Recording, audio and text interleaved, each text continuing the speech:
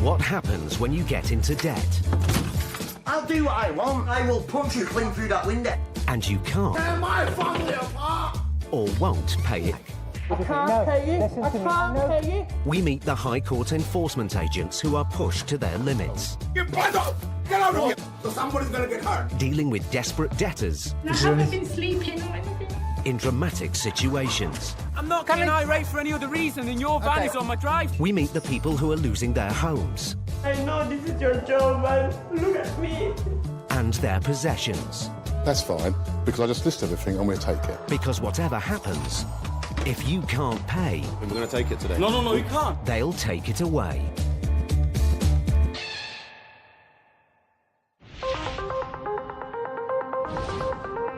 Personal debt in the UK reached nearly £1.5 trillion in 2016, and it's young people who are the hardest hit. The average debt of young Britons has almost tripled since the financial crash in 2008.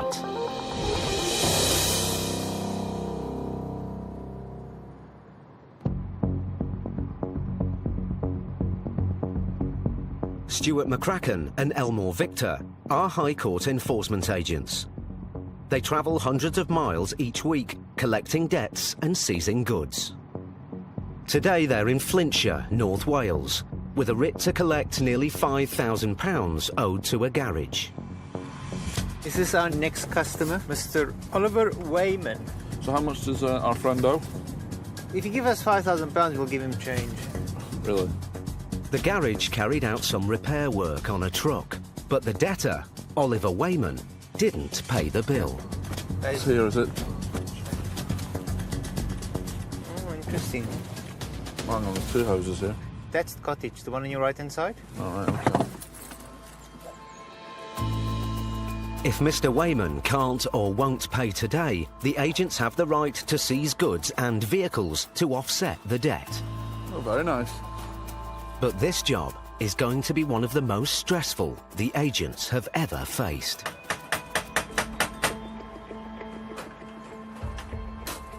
Hello there, sir. We're after Mr. Wayman. Yes, I'm Mr. Wayman, yes. Oliver Wayman. No, We're after Oliver Wayman. he's not here. Is he? Does he live here? He doesn't live here. He lives. I'm his father. Ah, right, He just okay. comes now and again. Right, okay. I mean, yeah. All right, okay. We're a High Court enforcement agent. No, clear off. Come on, get off my land, please. No, we won't be, sir. Come on, on your way. We won't be leaving, sir. This is my property, not his. Oh, sir. Get by the gate there No, now. we won't be, sir. You won't. We won't be, no. Well, 'cause- fine, stay there. Okay, no, that's fine. Who owns this vehicle here, sir? Fine. Is it you? Have you got any documentation for it? Get it, mate. I'm not talking to you. Oliver Wayman's father claims his son doesn't live with him. But as this is the address on the writ, the agents have a right to stay and investigate further. He's on finance. We won't be, no. Not at the moment, sir, no. Okay, thank you. No, we Thank won't you. be. We won't be, sir. Do that then, sir. No problem. Mr. Wayman disappears around the back. But then, another man appears from a neighbouring house.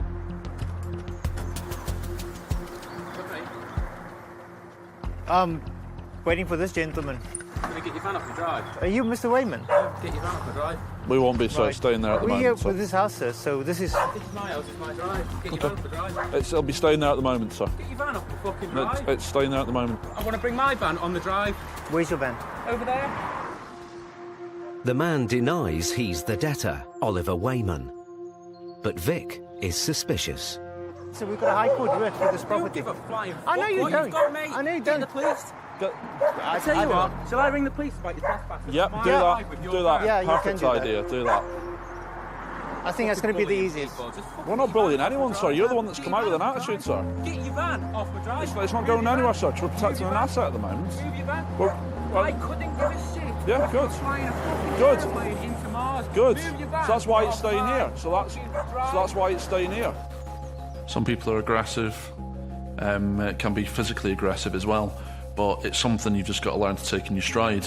Some people use it as a tactic to think that we're just going to jump back in the van and leave, but it's not going to stop us executing the writ.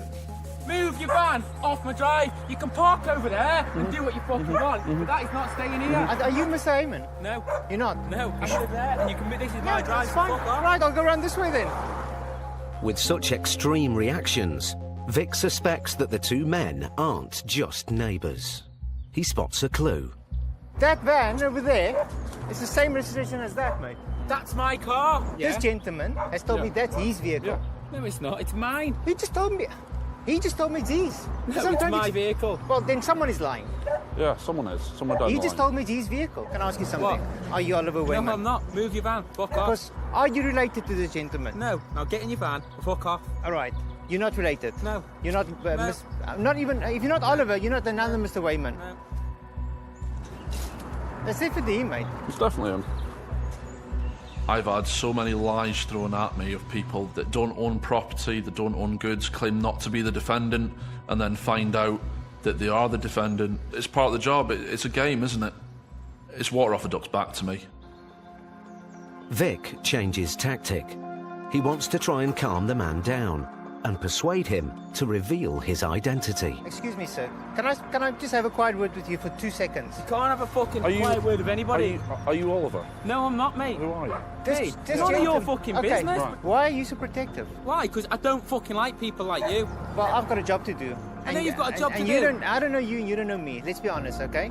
I I'm don't not know going to you. reason with you, mate. Take your van and fuck off. Step No. onto there if you want, No, mate. it's staying here Step at the on my moment. right. Why are you on my drive? You're trespassing. I'm not trespassing. You're trespassing. Well, the police then have You're me trespassing. removed. Well, the police have me removed. Fucking will, mate. You fucking arrogant cunt. The situation is becoming volatile. I'm not getting irate for any other reason than your van Okay. is on my drive, so move it. With tempers rising, will the agents ever get the £5,000 they came for? Say something. Oh, Get out. move back! I'm gonna move go. back! I'm gonna Move back! at- Move back! Move back! I'm telling you. Be prepared for scenes of intense aggression and highly offensive language from the very start and throughout, which may distress some viewers.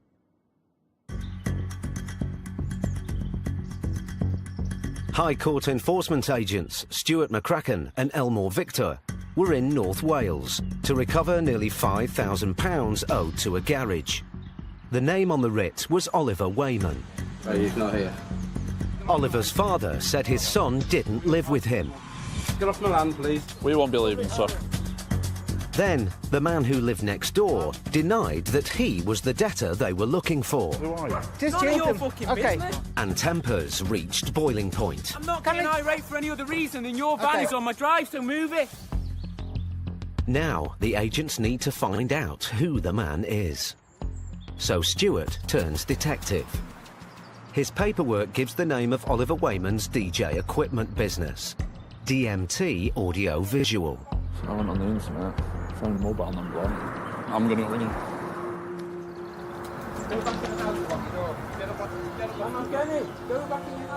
The man's mobile rings. We can resolve this matter. Gentlemen, you're here bullying him. We are. Yeah, get We your are. van and fuck off, mate. We're not going to go anywhere, sir. I've just rung your mobile for DMT audio visual, and it's just wrong because you put it on silent. Yeah, and? Yeah, so Stuart has blown Oliver's cover.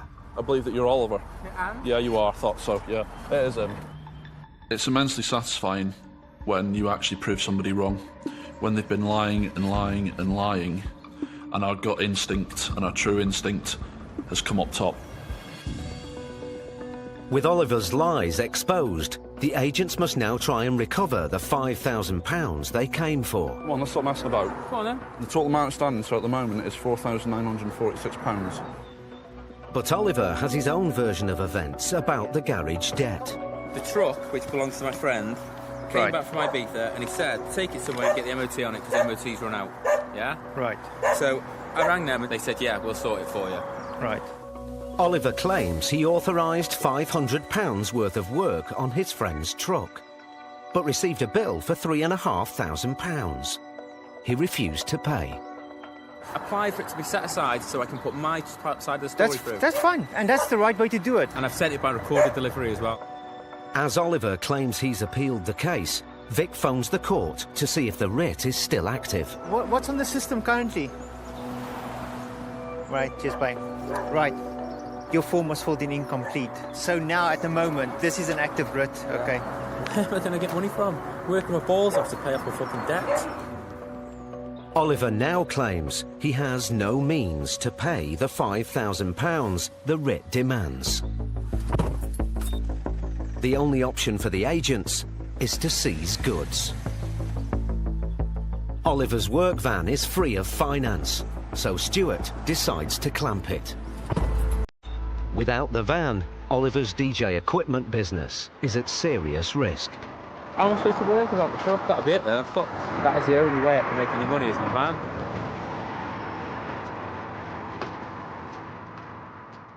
When we deal with a debtor, if they don't want to make an effort to pay towards the debt, you leave us no choice. But I don't want to take away someone's work vehicle, because if he's not earning money, he's not going to be able to pay the debt. So we can obviously look at a payment plan. Despite all the abuse, the agents decide to throw Oliver a lifeline. Right, we'll leave it as 48 hours. We'll put that on a control goods agreement. The vehicle, yeah? Yeah. I think, to be honest, we're being pretty decent with them. A control goods agreement means that if Oliver doesn't pay within 48 hours or resolve it with the court, the agents can take the van to offset the debt. But before they can make their offer, Oliver calls in reinforcements. Oh, you all right? Right.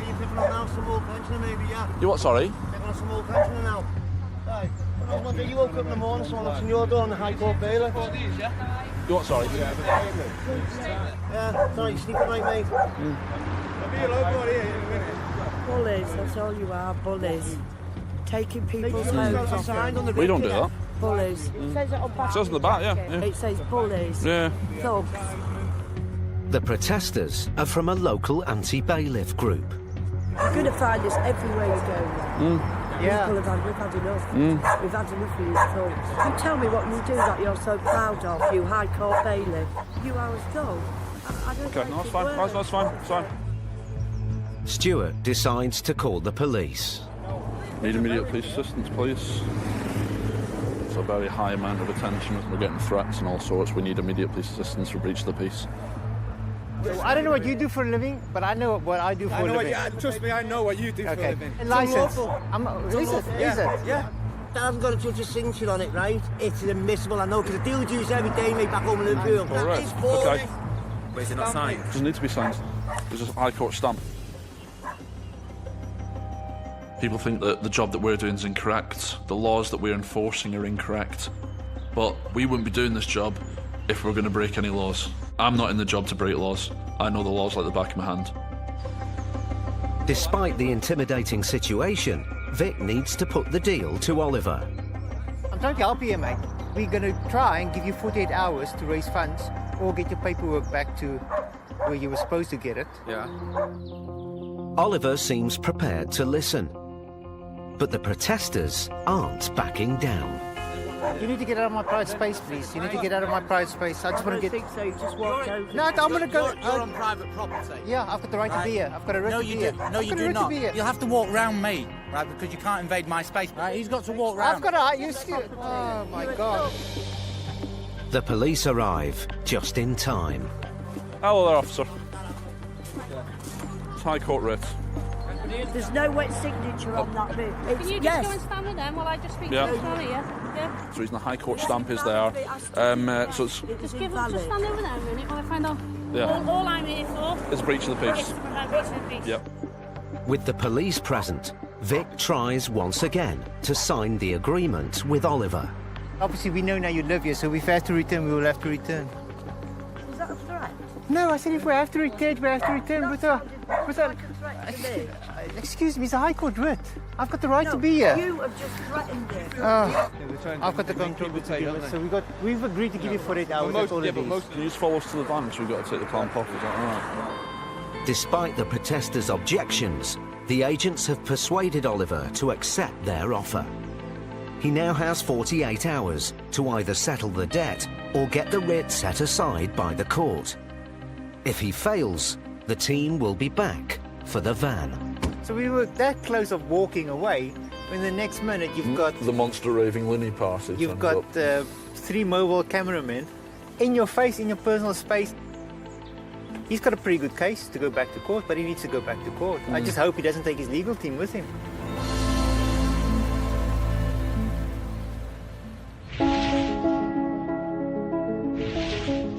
Last year, the number of county court judgments issued against consumers in England and Wales reached their highest level since the financial crisis in 2008. More than 2,000 CCJs were issued every day.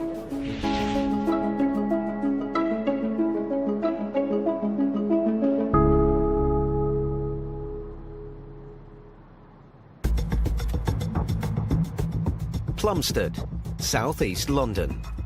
High Court enforcement agents Delroy Anglin and his son Dale are on their way to recover a debt of nearly £7,000 owed by Daniel White to his ex-girlfriend. We're going to collect £6,785.17. All right. His ex-girlfriend proved in court that she'd spent significant amounts of money on Daniel during their 5-year relationship. Daniel's ex escalated her case to the High Court, and the agents are here today with a writ. Spotting an open door, they quickly gain access to the block of flats. Well done. Third floor. It's quick moving, that was, catching that door. Yeah, I had to.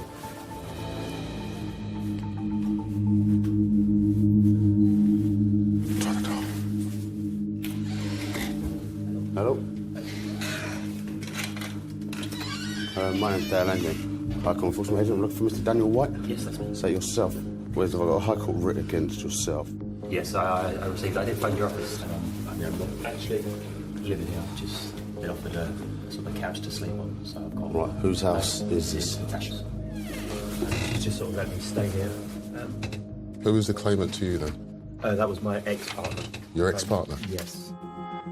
The agents need to get into the flat to assess whether there are any assets inside that they could seize if Daniel can't or won't pay the debt back to his ex. This person here who's couch you're sleeping on, this is my partner. So you don't sleep on the couch at all?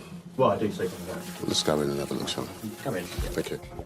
Daniel claims that he doesn't live in the flat, but Dale is suspicious. Obviously it's your partner's house, there's photos of you two obviously everywhere. Oh, yeah, exactly. So, obviously you live here, is what it is. With Daniel's lie exposed, Del turns up the pressure. First things first, Daniel. Can you pay the money? No. Have you not got any money or savings or...? Got nothing at all. We don't know that. We've already caught you out being economical with the truth, haven't we? Some people do tell a few little white lies. Some people will generally be intimidated and scared themselves, and they'll tell it out of fear. It's our job, effectively, to find out the difference between people that can't pay and people that won't pay. You can see the issue we're going to have today, then, if you're not going to make any efforts to try and get this paid on. Yeah. No, I know, but there's not a great deal that I can do about it, really, at the moment. You don't have any family or friends that can help you? Nothing that can help at this age. No, not this amount of money. I come from a very poor family. Daniel claims he can't pay and is reluctant to ask for help. The agent's only option is to seize goods. The issue we need to deal with now is obviously who owns the goods inside of here. Yeah. Can you get your partner on the phone? I don't know if you want to speak to her so she can supply evidence of who actually brought the stuff in here. Daniel calls his current partner, Natasha. You've got proof of the stuff you own in the house? Oh, well, the bailiffs turned up. She's on her way back. You've been trying to protect your girlfriend from this, which is fine. I'd expect you to do that as a man. Yeah. But the bottom line is, this needs to be paid or we need to come to an arrangement. Okay. When debtors get into debt, it's important that they resolve it. Because if they don't resolve it, it infringes on everybody around you. You need to face up to it and you need to deal with it. I'm there to ensure that the debt is paid. And I drill down and dig in until such time as it is paid. 20 minutes later, Daniel's girlfriend, Natasha, arrives home. If she can't show that the goods in the flat belong to her, she risks losing them to pay off her partner's debt. Start listening. Walking over my carpet. Look! Honey, can you fucking tell them to stop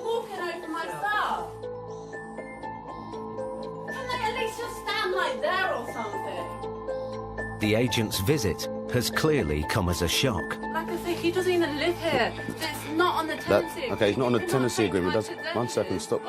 Calm down and talk. Yeah, firstly. What I'm saying, how do I know that your possessions are not his? You're saying he doesn't live here. He didn't even live here until September last year. Okay. Which clearly shows these are my possessions. Have you got any receipts for the items here? I can only show you bank statements. If there's not receipts, I'm going to take the items from this house. Because Natasha, you need to I'm trying to listen. speak so we can get it resolved. Well, you know what? You need to listen. Stop getting emotional. Were you going to listen? You need to speak to us and we can try and sort this out. Natasha has no proof any of the goods in the flat are hers, and Daniel is still making no effort to raise funds. Calling the police. I'll tell you, I've asked you, I want you to listen, right? And if you don't want to listen, I'll listen. right? Now, we're here because your partner owes money. And he's not giving us any choice because he says he can't pay 1 pence. Now, if he's not prepared to help himself, then this is going to happen because of you. Now, I'll ask you again. Can we come to some form of payment arrangement? Otherwise, I can guarantee you I will be removing. If this is going to be what it is. The agents have been in the flat for nearly 40 minutes. Finally, Daniel starts to make some calls to try and raise funds. I understand it's emotional for us. It's obviously got the right, obviously it's from a previous relationship, so it's even harder on her. But we seem to be making some headway now. I want to say, can you call them? Who, sorry? My mum. Yeah, no worries. My name's Dale Anglin, High Court Enforcement Agent. The outstanding sum we've come here today for, as it stands, is £6,785 and 17 pence. Daniel's mum can only pay £3,000, less than half the debt.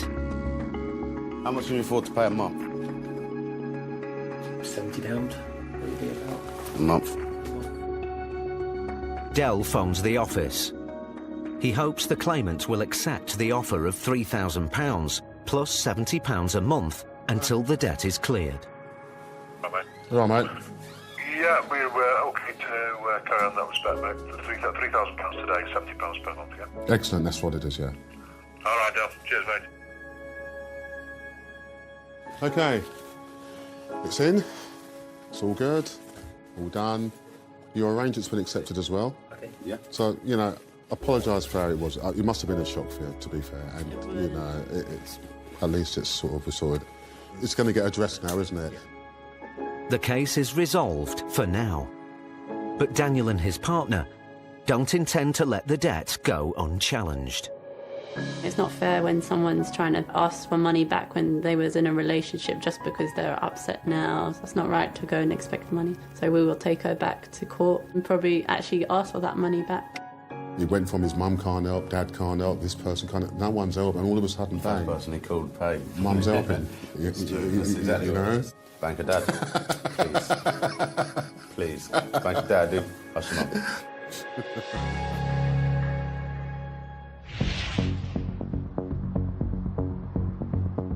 Dell and Dale may have resolved Daniel's debt, but in Stuart and Vic's next case, they meet a garage owner You don't supposed to go in that fucking office.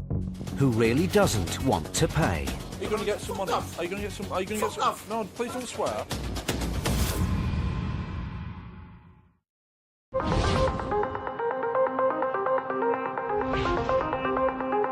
Research has shown that small businesses are increasingly turning to the courts to claim money owed to them. The number of county court judgments issued by small and medium-sized businesses increased by nearly 25% in the second half of last year.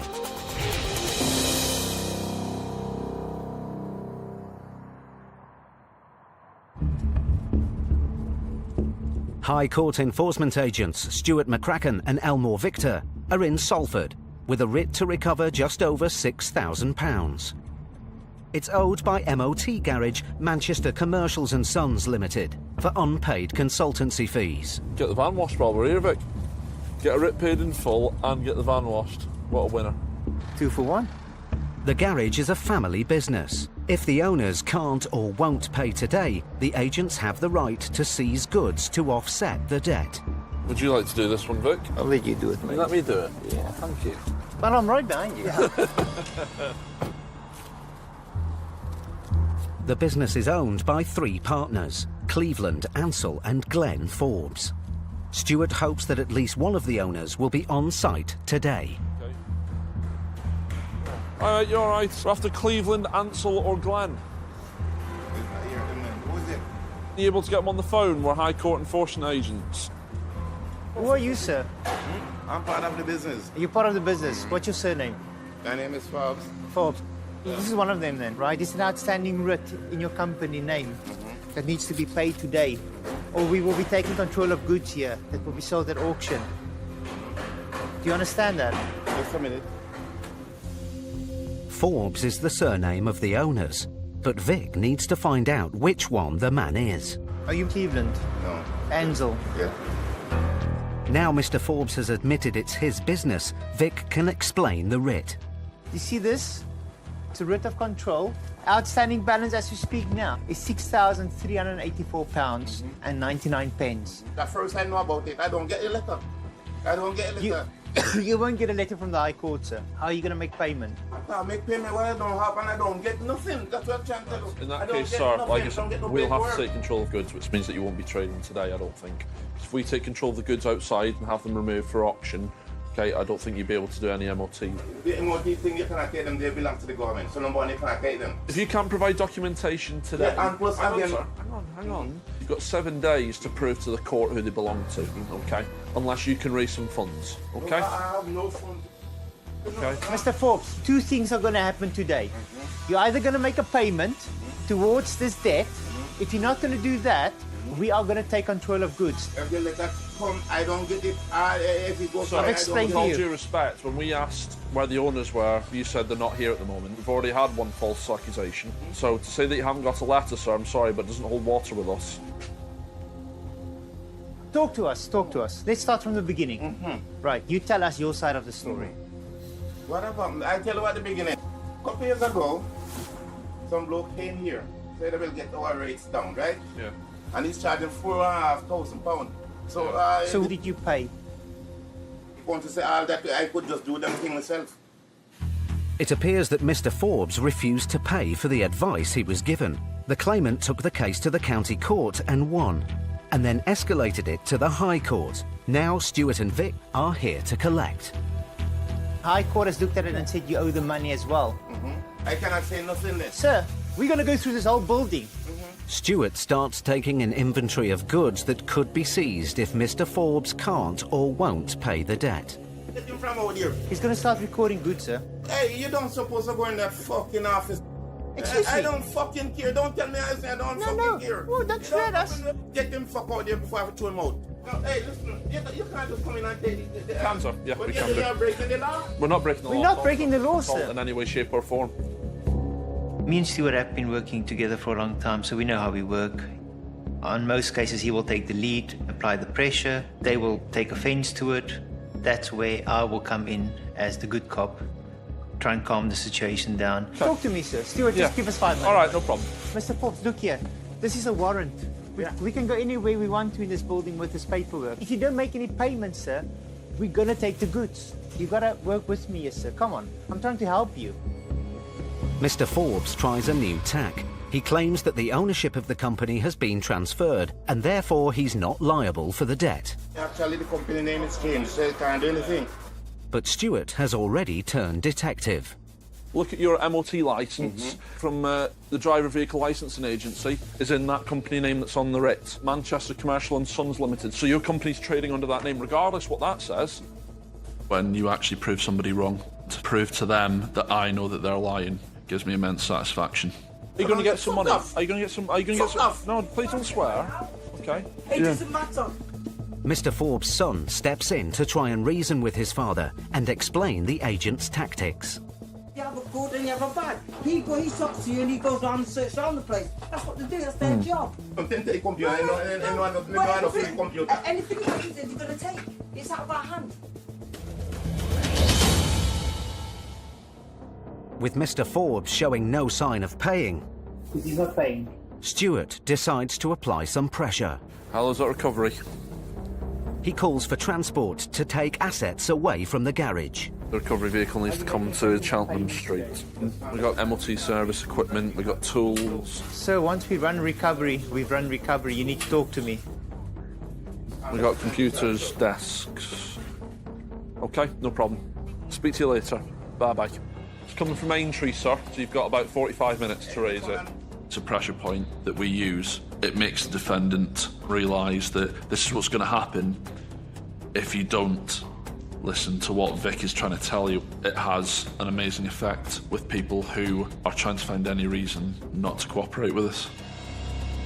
With the prospect of losing assets vital to his business, Mr. Forbes finally starts to talk about payments towards the £6,300. I'll give you a deposit. I'll give you a pay part of money and I'll get it started. How are you paying, sir? I'm giving a check. I'm not taking a piece of paper. Don't take checks. We don't deal in checks. Where's the law say that you can't take check? I've done my work for a long time now. I know what I can and can't do, sir. Right, if you don't want the check, let's go to your bank and say you can't get the cash and give it the check. You're going to get cash out. You need 6,300. I'm going to get £2,000. £2,000? Yeah. It's not near enough, sir. You've got to pay 50% today, sir. 3,300. Then you're the balance. You look for me.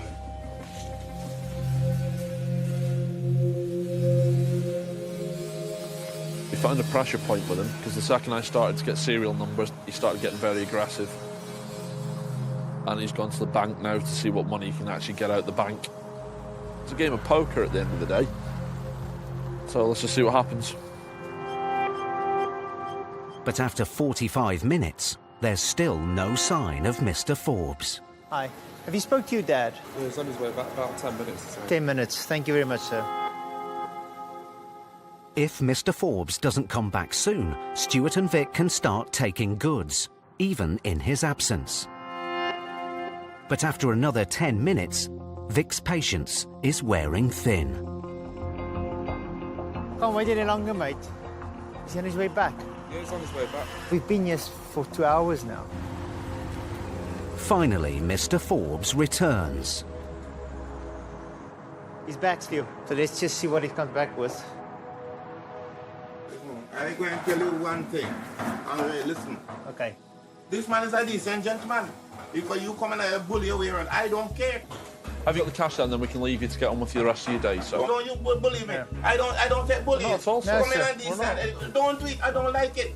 But so you understand we've got a job to do, and we understand you have a job to do. Yeah, but you understand, but why you don't behave like you? Why he doesn't behave like you? So let's resolve this matter, sir. If the money's here, then we'll go. How much have we got here? 3. There's 3,000 I've counted. 500, 3,500 cash. Is that all you can get? Yes. Mr. Forbes may have found half the money, but that doesn't mean that the claimant will accept the deal.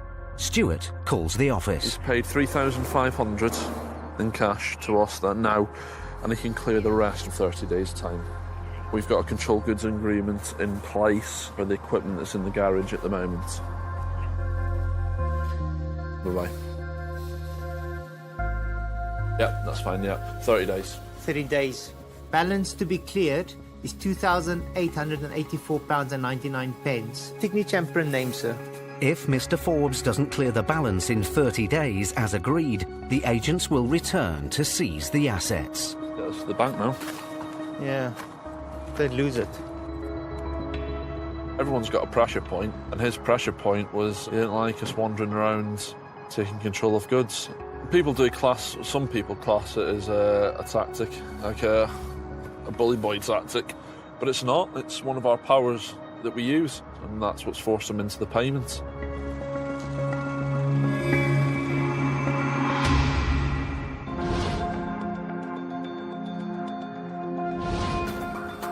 Household debt in the UK has risen by more than £34 billion in less than 3 years. A recent study has shown that over 8 million adults are struggling with their debts.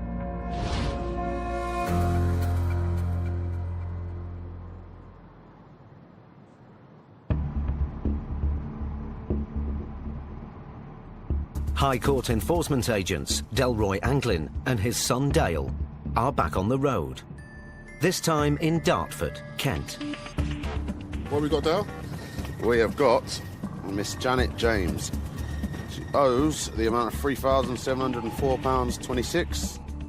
Janet James owes money to a solicitor after she decided to drop a compensation claim following an accident. Decent houses, though.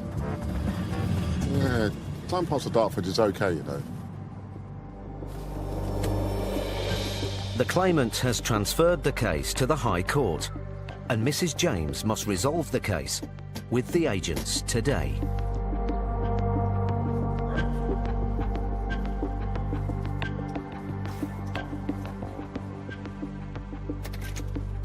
Hello, my name's Dale Langdon, High Court Enforcement Agent.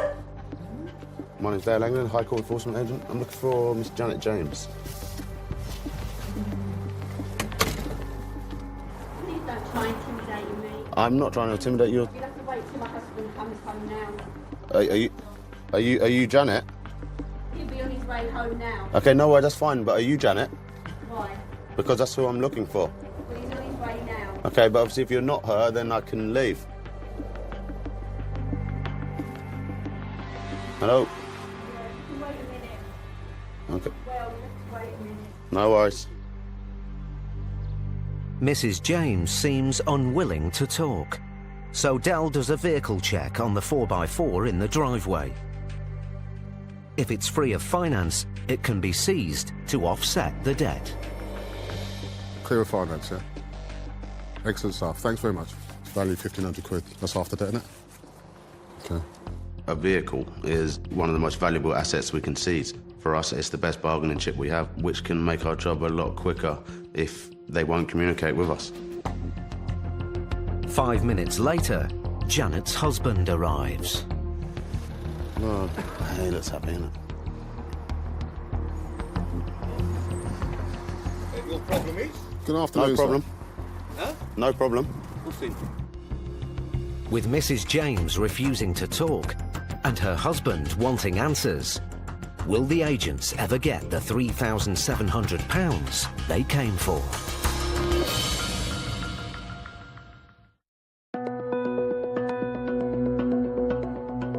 High Court enforcement agents Delroy Anglin and his son Dale were in Dartford, Kent, to collect £3,700 owed to a solicitor. I'm looking for Miss Janet James. The debtor, Janet, shut the door on them. Please don't try and intimidate me. Dell found out that the car on the driveway was free of finance and could be seized. Value £1,500. That's half the debt, isn't it? But then Janet's husband arrived. We're looking for a Miss Janet James. Right. We've got a High Court writ against her. Now the agents need to get Mr. James to work with them so they can get this case resolved today. I'm waiting for the bird from the Citizens Advice Bureau who's dealing with it. Right, what is they've transferred this up to the High Court now for enforcement purposes. Right. Obviously, the amount now outstanding is 3,704.26, which obviously we've come here today to collect. But you can't because we've got nothing. I'm going to get in touch with the Citizens Advice girl. I'll get back to you. Mr. James claims he and his wife have disputed the debt. We are going to have to take this car. Yeah. I don't want to provoke him too much, but at the same time... 5 minutes later, Mr. James comes back out. Citizens Advice are getting a solicitor. We're supposed to be having this put aside. Set aside, yeah. He claims that following an accident, his wife was cold called by a firm offering to win her £1,000 in compensation. A couple of weeks later, they've sent the paperwork through. Basically, you want her to rewrite history. That's called lying. We're not going to perjure ourselves. No. Yeah, No. Can't argue with that. So then they've gone ahead with this shit. Unhappy with the solicitors, Mrs. James halted proceedings, but then the firm billed her for their time and took the matter to court. We're in a situation where that money needs to be paid. Well, there's nothing I can do. Anything. You've got no funds, no money... No funds whatsoever. I've got about 50 quid in my pocket. And that's it. While Mr. James claims he can't pay, the agents must get the case resolved one way or another. We'll have to start looking at whose assets are here, for example, the vehicles. To take a vehicle is just going to fuck her up entirely.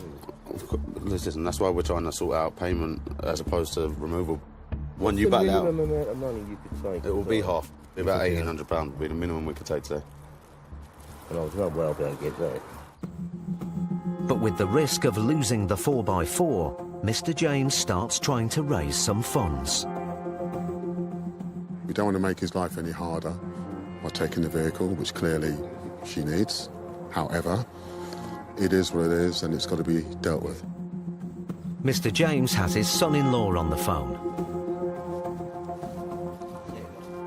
Hello? £1,800 I can take today to walk and give them some time. Yep. He's going to go and pick me missus up. Yep. She's got a lump of money on her. She's going to go to the cash point, get the rest of it, Yep. and then come to you. Mr. James's son-in-law offers to pay half the debt. But there's a problem. Can you jump in the 4x4, mate? The issue we've got on the 4x4 is obviously that's the only asset we have here of hers. Listen, fella, listen, you want this problem resolved, this is the best way and the only way it can be done within the next half hour. He needs to jump in the 4x4, he needs to pick the missus up with the baby, because the baby sits in the 4x4. We'll pick the money up, she's got 900 quid on her now, we're going to go to the cash point and get the rest and bring it back to you, fella. Please, get this resolved as quickly as possible, okay? Yeah. But Dale is worried that the 4x4 may never come back. We won't be able to let you leave with that vehicle. As it stands, the only leeway we've got if you don't pay this is this vehicle. So obviously I can't really give that to you.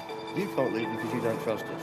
I don't know you. It's not a matter of, it's not that I don't trust you, I don't know you. So it's like you saying you trust me, you don't, because you don't know me. See what I can do. Just Yep.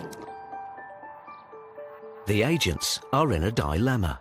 They would rather get a payment than seize the car. But if Mr. James doesn't return with the 4x4, they could end up with nothing. He seems quite genuine, he seems cool. Our hands are a bit tied on it. If he's willing to work with us and pay half, I'm going to trust him. I don't like it too much. You're asking me to trust him to go with the vehicle. It's a bit of a gamble. But our options are limited. Despite Dale's reservations, Dale makes a decision. My untrusting side says no, but it is Sonny after all, so we're going to let him take it. Take the car. I like the we part. Dale moves the van to allow the 4x4 to leave. All the agents can do now is wait. He'll come back. I think he will. I just don't know if he's going to come back with the car. It's a bit of a gamble. I'm in one of those situations where if he's got it wrong, I would enjoy the drive home. I've been proved wrong before. Me and my dad have different ways of doing certain things. Sometimes we do disagree. Sometimes in this job, you do have to just go with your gut feeling on it and trust people. 20 minutes later, Dale's gamble pays off. Extremely professional. Over to you, son. Mr. James's daughter has half the money.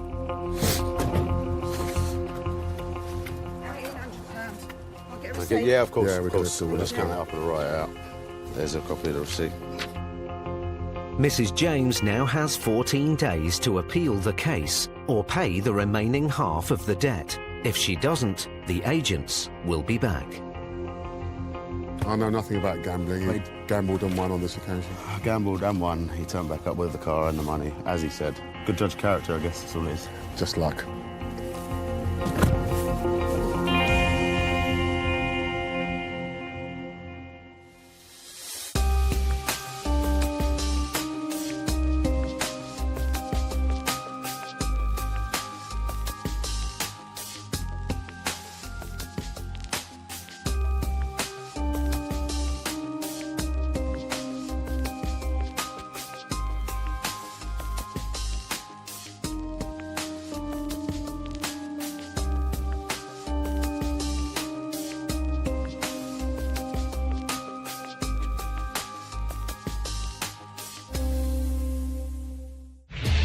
Next time, Stuart and Vic meet an angry tenant.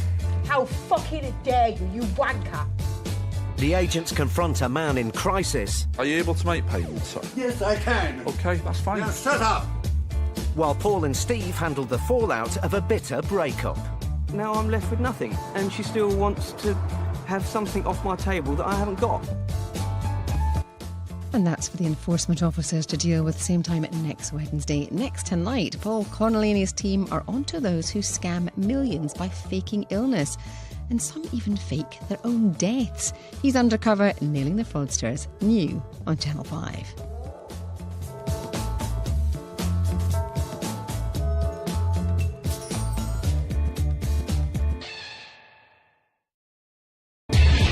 What happens when you get into debt? I'll do what I want. I will punch you clean through that window. And you can't You think you can tear my family apart? or won't pay it back. I can't pay you. I can't pay you. We meet the High Court enforcement agents who are pushed to their limits, You bugger! Get out of here! Somebody's going to get hurt. dealing with desperate debtors I don't owe him any money. in dramatic situations. I'm not getting irate for any other reason than your van is on my drive. We meet the people who are losing their homes I haven't been sleeping because I've been worried about all of this. and their possessions. That's fine, because I just listed everything, I'm going to take it. Because whatever happens, if you can't pay, Get your hands off of me. they'll take it away.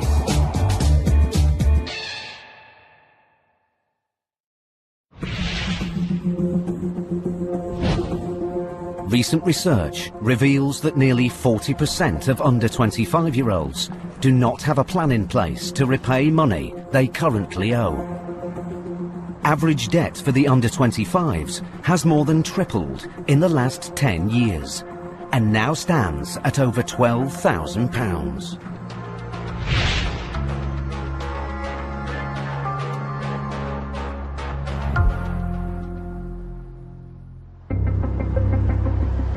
Stuart McCracken and Elmore Victor are High Court enforcement agents.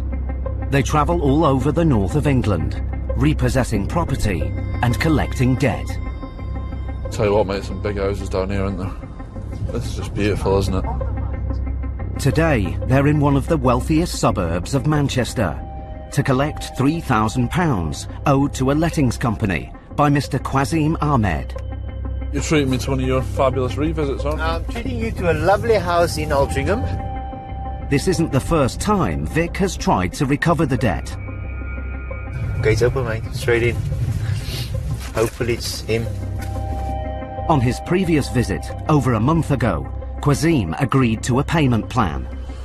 But he's defaulted, and now Vic is back with Stuart to recover payment in full or seize goods if Quasim can't or won't pay. So the outstanding is 3,004. Yeah. Personally, I get quite excited when we get to a nice area because there's not many more possessions we can take control of if they don't want to make a payment.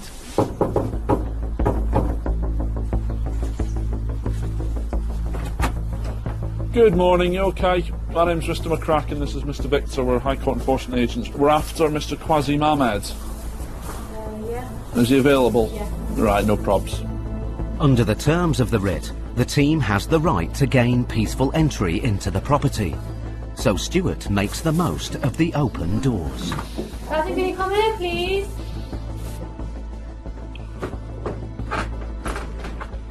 Hello there, is it Quasim? Yeah. Quasim, good morning, my name's Mr. McCracken, I'm a High Court enforcement agent. This is my colleague Mr. Victor. We're here to collect £3,004, if not, we'll be removing goods, sir. As simple as that, sir. It's black and white as that, I'm afraid. Been here before, you see. You've had your chance to sort it out, sir, and you haven't. This is my house. But you're living here, sir? No, I'm staying here. You're staying here, right. Well, at the moment, sir, like I said, the writ is at this address. Quasim is listed on the electoral roll at the address and was living at the house when Vic visited the first time. As there is no proof this isn't his home, the agents have the right to stay and enforce the writ. Let me speak to my lawyer first. Yeah, of course, no problem. And then, can you step over there? No, we'll wait here. We'll be staying here at the moment. Who let them in? I didn't let them in, I just opened the door. I need to go for an appointment, but your van's blocking my car. I'll move the van, mate, one sec. As Stuart goes outside to let the young woman leave, Quasim takes action of his own and locks Stuart out. He's not allowed back in there. He's allowed back in. Because I'm inside, so it's false imprisonment, sir. Let him in, he's knocking on the door. Let him in. I'll let you in a minute, Stuart. He's trying to be funny games here, mate. All right. You want to let him in, mate? I want to name my lawyer first. Okay. Let my colleague back in the house. Listen, can I With Quasim distracted on the phone, Vic lets Stuart back into the house. Who's this? My solicitor. Is it your solicitor? Hello. Hi, mate. Good morning, sir. You okay? Morning, yeah, not bad. We just on this one, just to let you know, we made an application to have the judgment set aside. Okay. At this moment, sir. Okay, that's it. That is only an application. The writ itself is still active as we speak at the moment, so we'll still be asking for a payment of £3,004.18. Could you not give us a few days just... No, we can't. It's an active High Court writ, sir. Right, Okay, pass you back to your client now. Quasim might be appealing his case, but the writ is still active, and Stuart is duty-bound to continue enforcement. You've got to give me a little bit of time to just sort some things out here. Yeah. You know what I mean? Like, You've had time, sir. You just got £3 lying around, just for jokes. Let me sort some stuff out. Yeah, right. Stuart and Vic play the waiting game and give Quasim more time to raise the funds. Stuart begins an inventory of assets in the house. If Quasim can't raise payment in full, the agents can remove any items that belong to him. Have you got your phone on you? I'm going to use this for photos. He still wasn't making a payment, so we still have to apply the pressure. People seem to think that debt follows just people who are poor, who are financially struggling, that have got nothing, but it's far from it. Big houses, small houses, debt can follow you anywhere. Quasim still hasn't made the agents an offer. Payment in full, because we're wasting each other's time here. I physically don't have the money for Well, you're going to have to raise it then, sir. After more than an hour in the house, Stuart's patience has run out. As a last resort, he starts to move goods into the hallway, in the hope that this strategy will prompt Quasim to finally settle his debt. But then, Quasim's father arrives home. Oh, hello? What you fucking doing here? What's up, sorry, sir? Are you It's father? not his house. Right. How you say it's fucking, that's his goods. Yeah, no, I understand. That's not his house. Okay. It's my son's other house. At the moment, we haven't seen any evidence to say that it doesn't belong to him. What evidence you need? I sent you need- evidence that's my son's house. We need a sales receipt, sir. Which sales receipt? Yeah. Which He's already sales off. He's receipt? already, sorry. It belongs to my son. Don't really touch anything. Okay, just calm down, sir. He needs to make a payment. That's his problem. Okay. Just call it. That's his problem. Can you talk to him and ask him if he can make payments? No. Quasim's father has phoned the police. Yeah, that's my house. They just come by force to my house. That belongs to my son. He's not really living here. Been over this now since we've been here, so the best thing to do is make a payment, sir. Why the fuck will move the good? Does not belong to him. Yeah, you just come here and tell them. What started as a routine job has turned into a volatile situation. But with Quasim still not offering to pay, will Stuart and Vic be able to resolve this case peacefully?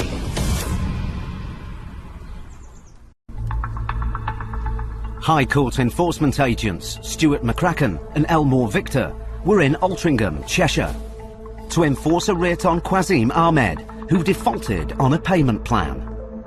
You've had your chance to sort it out, sir, and you haven't. Quasim refused to pay and tried to shut Stuart out of the house. Let him in, he's knocking on the door. The agent started to remove goods to try and prompt payment. But then Quasim's father arrived Hello. That's not his house. Okay, can you just ask him? and insisted the police resolve the situation. Yeah, you just come here and tell them. But the police tell Quasim's father that the agents have every right to be in the house. They're not going to tell me anything. They're not going to tell them anything, Dad. Dad, I'm going to have to pay them, otherwise they're going to take the goods. The police can't do anything. Now Vic has to explain that if Quasim can't provide proof none of the goods in the house belong to him, they could be removed. Okay, thank you. Bye. Okay, can I explain something to you, sir? And you need to calm down now, because I've dealt with you before, right? If he pays today, it's the end of the matter. Yeah, but let me finish. That's his problem, innit? Well, I'm dealing with him. What they're saying to you is that what happens is, it doesn't matter whose their goods are. It's not your name, they can't move it. Yeah, but sir, you got to prove it. Last chance, mate. Talk to me. Yes or no? No. No. You're not making payment today? All right, I'll phone transport, mate. And I'm not going to waste my time here. And he will remove it now. Sir! Sir! I will have you arrested. I will have you arrested. Do you want me to phone 999? No, why they can't touch it? I'm trying to explain to you the same scenario. So is your son. You're the only one not understanding it. No. You see quite often that parents are so embarrassed by the way the son or daughter has dealt with their debt, they become quite aggressive. I don't think they're aggressive people. I think it's just out of rage and embarrassment that they've let their son get to this stage. With no sign of an offer of payment, Stuart goes upstairs to continue the inventory of goods. I can't. Don't nobody upstairs. Don't. Sir. Just come here. Come back here. Don't go. Please give me your bank details. Yeah? Go back. You just go back. Sir. Until the police is... Stuart, he's going to make a payment. Sir. No, just fucking go back. Just go back. We're going downstairs. Just go back. Listen, I'm going to make a payment. I'm going to make it. Don't get the card, sir. No, just go back. Just go downstairs. How the hell can you come upstairs, bastard? Just go back. Come here. Come with me. Come. Let's do this payment now. All right. Go downstairs. Despite Quazim's offer to pay, his father isn't calming down. Let them do what they want to do. Take the goods. Just go and ring the police again. Dad, please, I'm going to do. You're the aggressor now. You're the one shouting, yes, Dad. I'm going to pay the money from the company. I will sort it out. I promise you, Dad. Please just stop getting angry. Please, Dad. I know that you're angry at me right now, but please stop getting angry because you're going to hurt yourself. Can we just go in there, please? Yeah, please. no problem. Okay, Dad, just go sit over there. It's fine. I'll sort it out. Pay the money back. I'll do everything I can, but please, Dad. With his father off the scene, Quazim is now ready to make a payment. I'm No, don't apologize. No. Regardless of the situation, at first I'd just like to apologise because as a person, as a Muslim, that's not how it's meant to be. It's okay, I'm mate. really sorry. You're not here to. Okay. Let's just get it sorted. Yeah, let's get it sorted, right? Let me just pay you the money. Yeah. It's gone in, all right? Yeah. Let's go. Sorted. After a tense couple of hours, Stuart and Vic finally recover payment in full. Let's go. Angry, isn't he? We needed his father. His father was the prompt for payment on that. What annoys me, mate, is he had the money the whole time.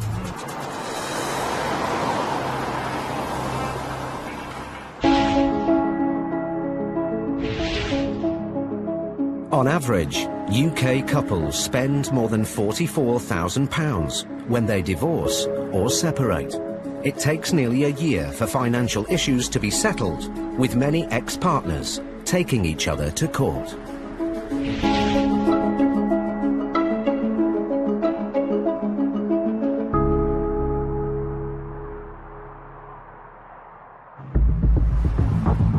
High Court enforcement agents Paul Bowhill and Steve Pinner are in Faversham, Kent, to collect a large debt owed by a businessman. Today we have a writ of control against a Mr. Hawkins, Mr. Paul Hawkins. Mr. Hawkins used to own 2 companies with his former partner, Alison. She claims that she remortgaged her house to invest money in the businesses. When the relationship ended, a judge ruled that Mr. Hawkins must pay back all the money she'd invested. But Alison claims that he failed to keep up the repayments. So the case has been escalated to the High Court, and Mr. Hawkins must pay the £45,000 that he owes her today. So you're looking for a BMW? I'm looking for it now. It's a YF plate or something, isn't it? It's a silver one. Alison has told the agents her ex-partner owns an expensive car. Yeah, got it. See, it's in the corner. The estate.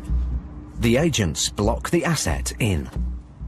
If Mr. Hawkins can't or won't pay the £45,000 he owes, his car could be seized to help pay off the debt. The agents have come to the security company they believe he currently owns, Howfield Response, which he set up without his ex-partner. Are you Miss Hawkins? My name is Paul Bowhill. We have a writ here. Maybe you need to step outside. Yeah, perhaps I do, because it's a work environment. The writ is for 45,000, I'm sure you know. Yeah, I'm personally going bankrupt on Thursday. It still doesn't stop the enforcement action. We're told that the silver BMW in the corner belongs to you. Yeah. Personally. That is now under seizure. Right. Is there any possibility that this money could be paid?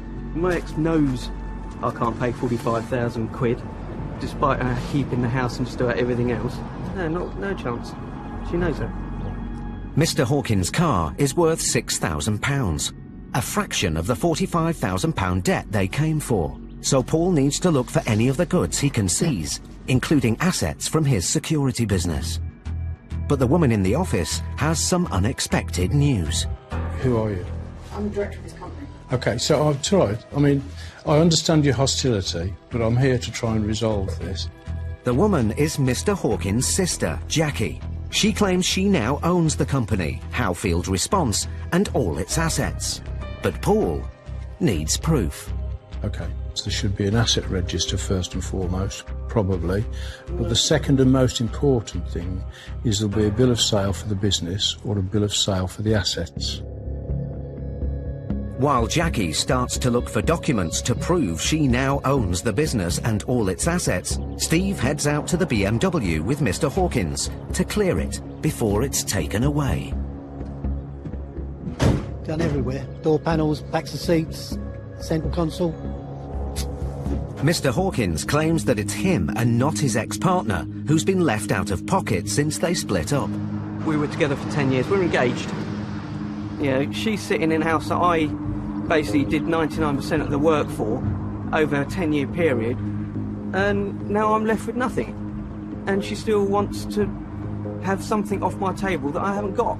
I left that house with a bed, nothing else but a bed and my Xbox. Life is pretty wrong and pretty crap. When it's a bitter dispute, you can't take sides because you don't know who is actually to blame. You've only got two sides of a story. You can guess, but you actually don't know the honest truth. Back in the office, Jackie has shown Paul enough evidence to prove she now owns the company. But she's struggling to provide paperwork to show that she now owns the assets in the company too. Without the appropriate backup paperwork, we could theoretically take everything out of the office that is got any value at all, and it would shut you down. It's just potentially a total disaster. It seems that the assets in the company have not yet been legally transferred to Mr. Hawkins' sister, Jackie. We haven't got it. We haven't got the money, we haven't got the proper bit of paper. We were just trying to make a living in life and trying to move on. So, what do you need to do? Well, we need to ring our office and potentially to get a removal contractor in to take the stuff away. With the future of his business at serious risk, Mr. Hawkins tries to raise some funds. Since splitting up with Alison, he has married, and his new father-in-law offers to pay £10,000 towards the debt. So if you take the car at £6,000 and 10 grand, that's 16 grand. 10 grand doesn't, I don't think they're going to go for that, would be my opinion. Can they say to her, you're gonna basically put 4 other people out of work? They won't listen to that, Paul.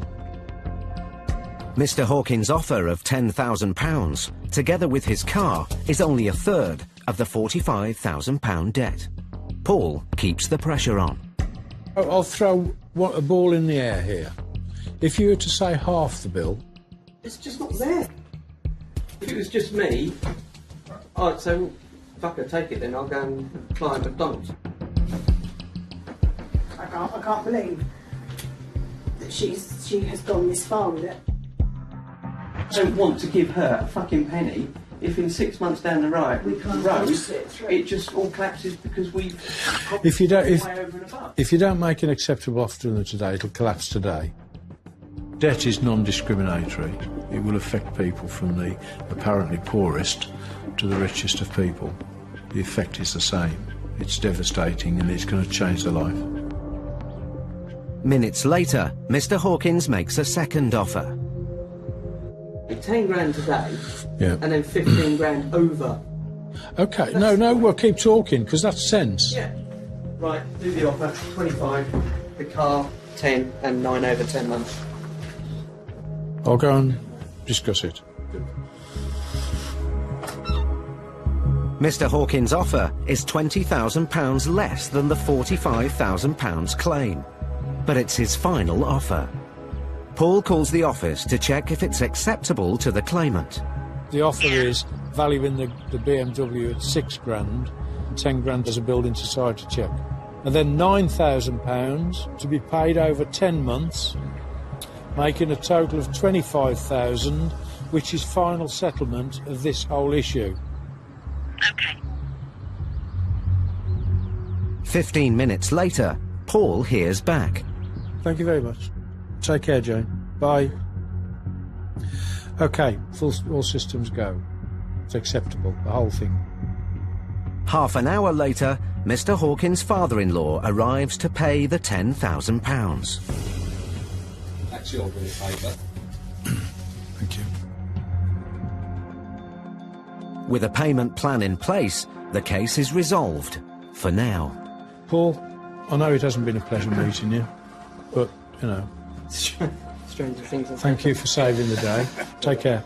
Take care, bye-bye. It's been a successful job for Paul and Steve. It started off with £5,000–6,000 for the car and ended up with 25. The success of what we do is tied up with the reality that we will not take no for an answer.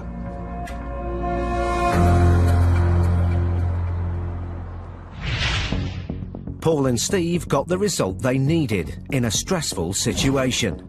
But in Stuart and Ian's next case... Now shut up! Don't tell me to shut up, sir. They meet a man whose debt is turning his life upside down. Please go away, leave me alone, don't look at me! Go out the back! I'm staying here, sir.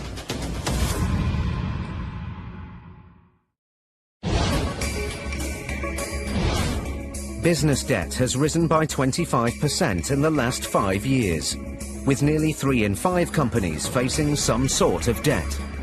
It's small to medium-sized firms that face major financial hardship, with money owed to suppliers totalling £6.3 trillion.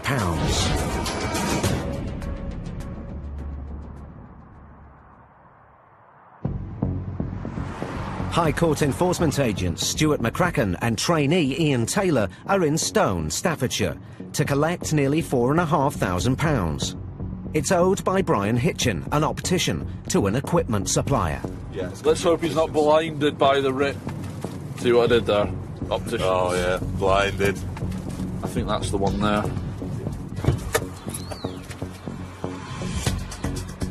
If Mr. Hitchin can't or won't pay, the writ instructs Stuart and Ian to collect full payment or remove assets to cover the debt today. Good morning, sir. We're after Mr. Hitchin. Is that yourself? Mr. Hitchin, my name's Mr. McCracken. I'm a High Court enforcement agent from Direct Collection Bailiffs Limited. Been asked to execute High Court writs, sir. Yes. So, at the moment, sir, we're here to collect an outstanding balance of £4,475. If not, I'll have to do an inventory and have goods removed. Of course you can. Of course you can. No problem at all, sir. Okay, that's the total outstanding balance there, sir. And there's the High Court writ. Would you mind going out then somewhere? We won't be, sir. We'll be staying here at the moment because we have got a writ to execute. You people shouldn't be here. Why shouldn't we, sir? Because you haven't got any right to be here. You haven't given me any paperwork. Paperwork's there, sir. Paperwork's there. I've just given it. It's on the desk there. Do you want me to hand it to you? It's a CCJ, sir, that hasn't been paid, so they've transferred it to the High Court for us to come and execute. If you would please leave me alone. Look, I'm staying here, sir, look, at the listen moment. to me. Okay. Listen to me. Yeah. I am coming up to 83. Yeah. I can do without grief from you or anybody else. I'm not giving you any grief, sir, Don't. but you need to see from our point of view, sir. I've got a writ here to execute at this address, and I've got to do that. I don't owe him any money. So I take it it's in dispute, is it? Right. He just doesn't listen. Right. He gives me a load of rubbish and these people want banning from the world. Mr. Hitchin claims he's in dispute with the claimant.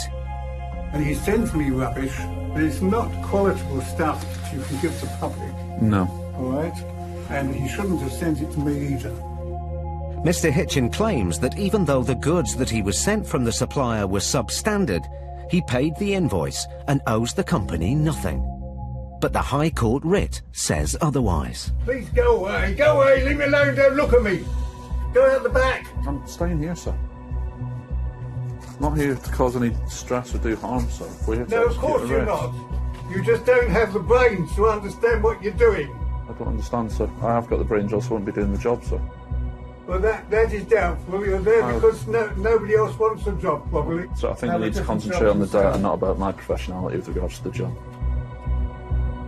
Sometimes the older generation can be the trickier customers, simply because they're set in their ways. They believe what they've been doing for many, many, many years is the right thing to do. You start to question your authority and believe that what we're doing is incorrect, and we should stop what we're doing immediately because they don't agree with it.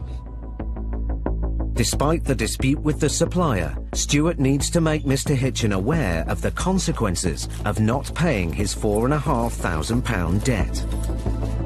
If we do start writing things down, it goes what they call stage 3 enforcement, which means it'll go up to 5,000. Leave me alone! Sir, I need to explain to you, sir.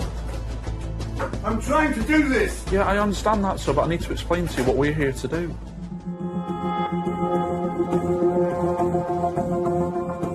People don't deserve to be treated like this.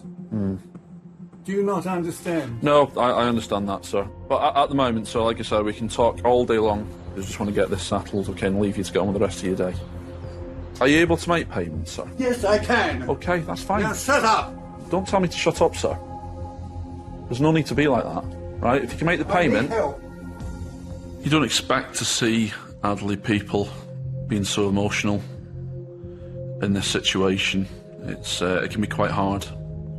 But we've got a job to do.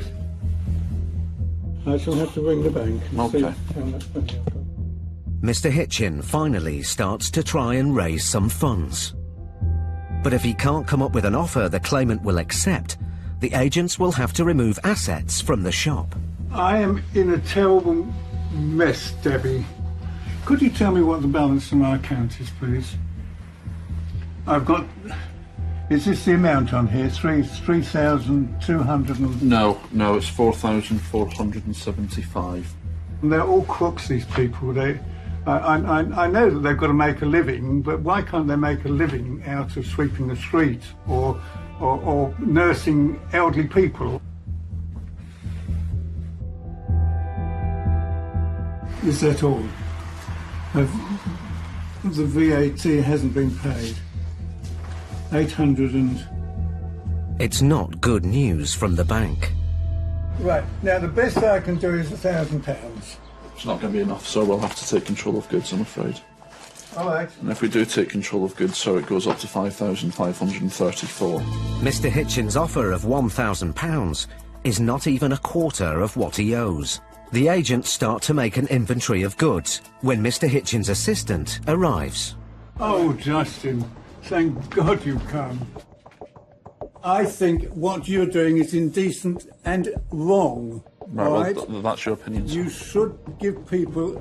I should have had time to go to the court. You've had time, sir. I haven't. You have had time, sir. I have not had time. It's in the process at the moment. You do your worst. Go on. I've had enough of today. At the prospect of losing his stock, Mr. Hitchin makes a call to his son. I've got somebody who's got a High Court writ out against me for £4,475. The best I can do towards it is £1,400. Can you help me with the rest, please? It won't be for very long. Mr. Hitchin's son offers to help him pay off the debt. So, are you able to make payments, sir? Yes! Stop shouting, sir. Yes! Okay, have you got a debit card then? Yes! Okay. Go! Okay.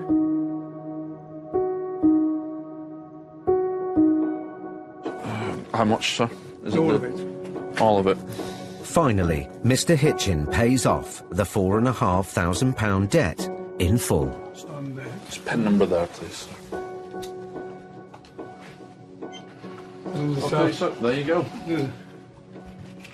So that's it paid in full. Thank you very much for your time anyway, sir. Okay. It's been a stressful job for the agents. It's quite clear he's got a dispute with it.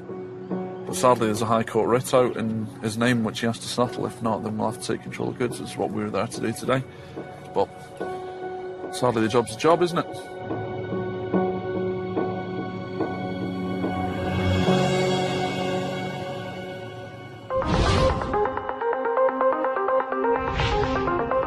Damage to rented properties is one of the leading causes of disputes between landlords and tenants. 1 in 5 rented properties have been subject to vandalism, with broken appliances and lack of cleanliness being the most common causes of damage.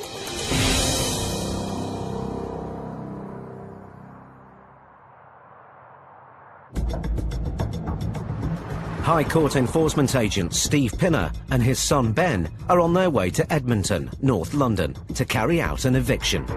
So, this morning we have a writ of possession against Miss Tony Robbins, and it looks like it's going to be a HMO property with multiple occupants, as their address for enforcement is actually a room. Oh dear. Room 4. The tenant, Tony, has lived in the bedsit for 18 months. The landlord claims she owes £2,800 in unpaid rent.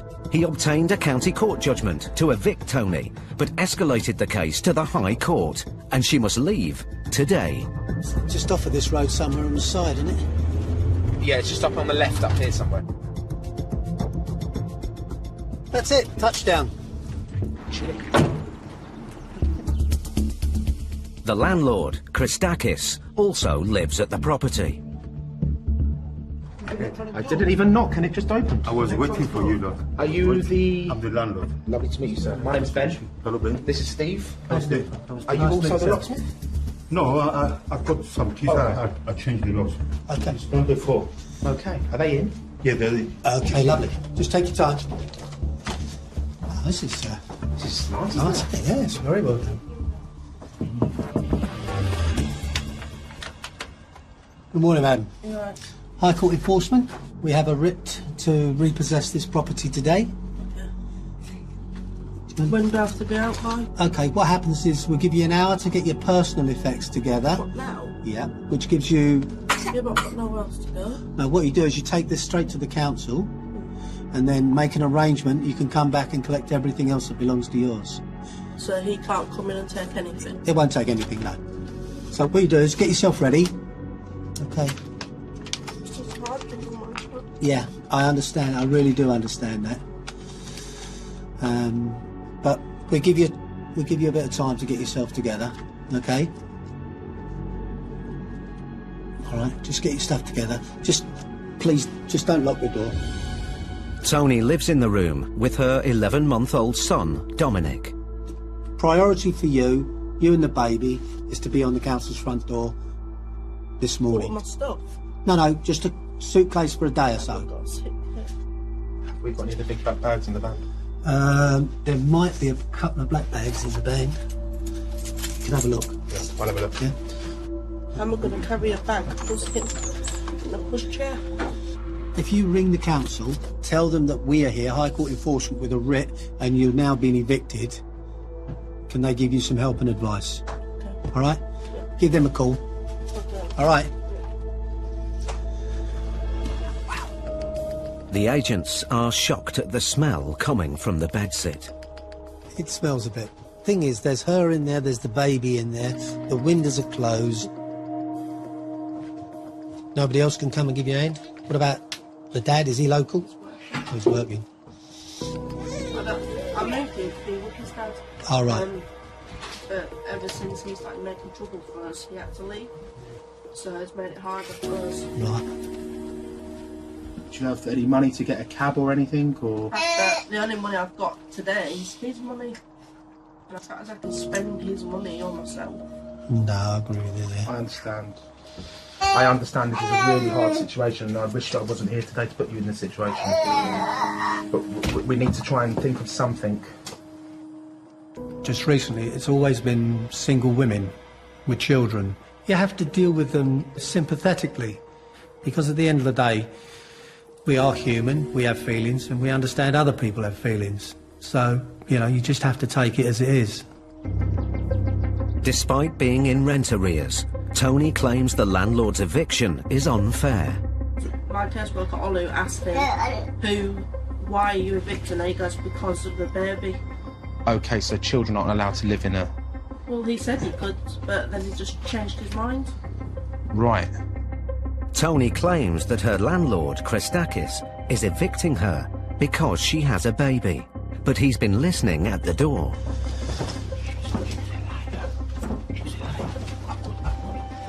He wants Steve to hear his side of the story. When they came here to rent the place, she's fat woman. So I said to them, on the tenancy agreement, it says no children. But I didn't know she was 4 months pregnant. So she come and live here. And then when she had the baby, she says to me, I want you to evict me so I can get a council flat. I said, what? I said, evict you, but you got a baby. So she says to me, I don't care. I'm not going to give you any rent unless you give me a letter evicting me. So I gave her a letter saying no children in the house. Christakis claims that he agreed to start the eviction process, as Tony requested.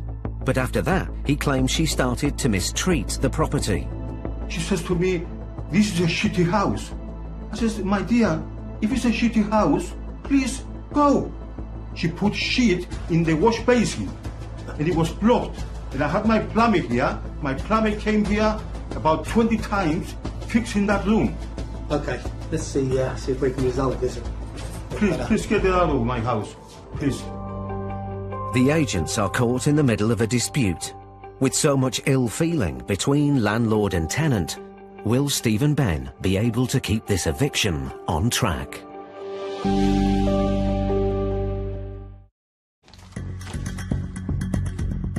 Steve and Ben Pinner were in Edmonton, North London, carrying out an eviction. It's just hard to know my son. Yeah, I understand. The tenant, Tony, had an 11-month-old son and claimed the landlord was evicting her as he didn't want children in the house. So children aren't allowed to live in a... Well, he said he could, but then he just changed his mind. But the landlord had a very different version of events. She says to me, I want you to evict me so I can get a council flat. Now, despite the dispute, the agents must make sure that Tony leaves today. Wow. Okay, so... This isn't well here at the moment. All you need to take right here, right now, is enough clothes to last you a couple of days. Well, I'll leave my stuff here. Yeah. No chance. Not with him. The problem I'm saying to you is we can't stay here all day. Not my problem. I'm... Why didn't he give me notice that you're coming today? Basically, the way it works is the But county... you just come and evict me within an hour. I'm afraid so. That's not our rules. This is really hard, but I'm going to have to be really frank. If you have a problem trying to get your stuff back from the landlord, we will mediate. You don't even have to speak to him. Your priority is getting you and your little one to the council to get some sort of emergency accommodation. If I leave it here, he won't let me back in to get it. I guarantee you he will. I'm trying to help you here, and you know you got to meet me halfway. Steve steps in to mediate with the landlord. She is concerned that you won't let her get her stuff. Come back another day and get her stuff. Yeah. That's not going to be an issue, is it? No. As long as we phone the police when she comes here, so when she comes into my house to get the stuff, she goes out again. Oh, yeah. Because I don't trust her, she would try and stay again. All right. Okay, let me just carry on. When a landlord and tenant are living in the same property, there's a lot of potentially bad tension. And all of a sudden we've come along and this process that's been started months ago has caused very bad blood between the two of them. 30 minutes after the agents first arrived, Tony has called her ex-partner for help. I'm being evicted now, I've got an hour to get out. But I don't know where I'm going to go. I've got to carry all my stuff to the council, apparently. Alright. He said he'll call me and when he finishes the work, when he'll come. We need to be gone for here long before 1 o'clock. Tony's ex-partner says he won't be coming for another 2.5 hours. Ben gets on the phone to him to explain the urgency of the situation. Hello, is that Mr. Yuguri? Hello, yeah. Hello, my name's Ben Pinner. I'm a High Court Enforcement Officer. Are you nearby? No. Okay, Tony is going to be evicted right here, right now. Yeah, what am I going to do now? What am I going to do? She's my ex-partner. I know she is, but together you have a child. Yeah. And I want that child to be in a place of safety. And I'd also like Miss Robbins to have some sort of help, because obviously she needs to go to the council. Okay, I'm coming now. With help on its way, Steve needs Tony to start packing. I think you're going to have to start getting some stuff into bags, because otherwise What this about my is... Skype that I want to take out of this room? The only thing I would say to you, as long as you don't cause any damage, that's fine. That's fine. Okay. We'll leave you to do that, all right? We'll just be here. When people are more concerned about material items, it really shows that they have not got their priorities in order. I'm sure I'd put a roof over my head higher than a material item. Tony? An hour and a quarter since they arrived, Tony is packed, but there's still no sign of her ex-partner. Do you want us to help you carry it out? Yeah. Yeah, not a problem. She's also managed to find a suitcase. One of these posh four-wheel ones. Tony now seems to see a positive side to the eviction. I know council helped me because I've got him. I'm happy for getting out of this place, but what's to be upset about? Just as Tony is leaving, her ex-partner arrives at the property. You're Mr. Yuguri. My name's Ben. I'm the High Court Enforcement Officer you spoke to on the phone. But Tony is still worried about leaving her belongings in the house. When you want to get your stuff out, just ring the landlord and then... The landlord? Yes. You think he's going to let us? He will let you back in. He will let you in. What you do is you call our office. I'll give you our office number. I'll put it in your phone. I'll give you it now. Tony and her son are now homeless and head off to the council. Okay. Good luck at the council. I'm sorry this is how we met. Bye-bye. The landlord, Christakis, can finally inspect his property. He hasn't been inside the bedsit for several months. Now, don't be too upset. Oh, look at this is a pigsty. They broke in the units. It was a proper unit here. Look at the mattress. And that was a brand new bed. There's no toilet seats broken all. You're joking? That was a new toilet seat. Oh my God! Look at this. Animals wouldn't live here like this. There is a lot of mess. Is that food? Yeah. Look, there is mold. Oh dear. That's mold. This is terrible. I've never seen people live like this in my life. As bad as this is, she's gone, and it's your property again. Yeah. You can get new people in. These are some of the worst living conditions Steve has ever seen.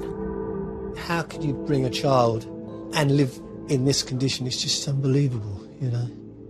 The landlord, you could see he's heartbroken at the state that it's in. Stuff here with food in, the place is going to be run alive with mice, probably.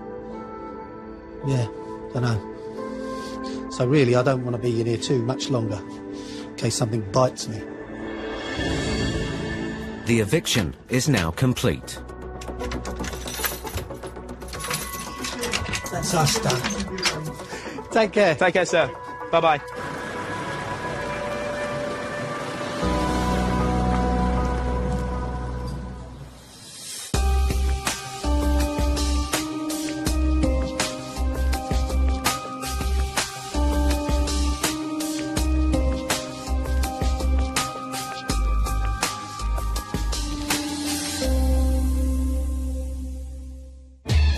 Next time, Stuart and Ian meet a builder whose debt causes a family crisis. I've just had to send my daughter in bits. Do you know how it feels? Makes your job harder when there's kids involved, because no kid really wants to see you, really. And get the runaround on a farm. Fucking gone yesterday, Why? you twat. It looks like she's trying to keep family together, to be completely honest, and I think she's at the end of her tether now.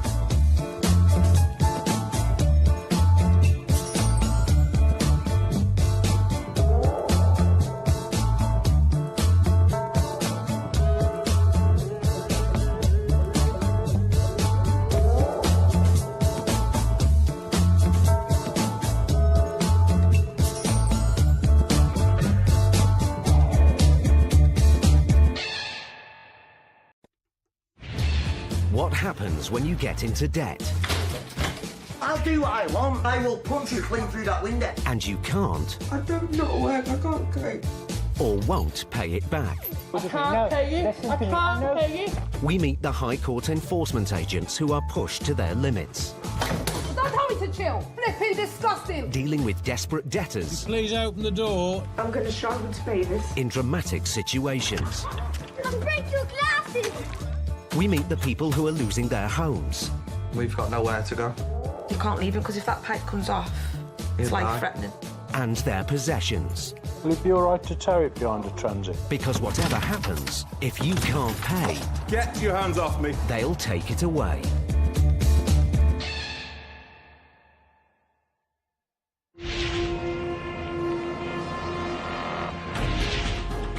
Across Britain, 4.8 million people receive some form of housing benefit to help pay their rent.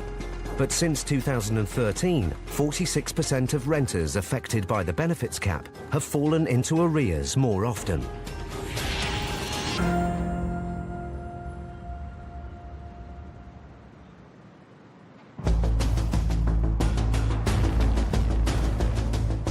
Paul Bowhill and Ben Pinner are High Court enforcement agents.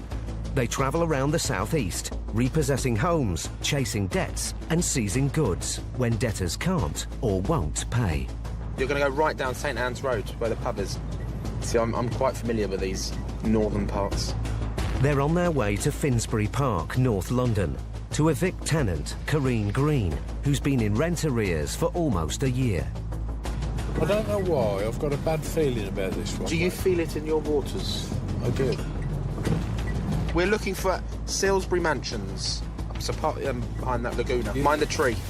I'm glad I've got you with me.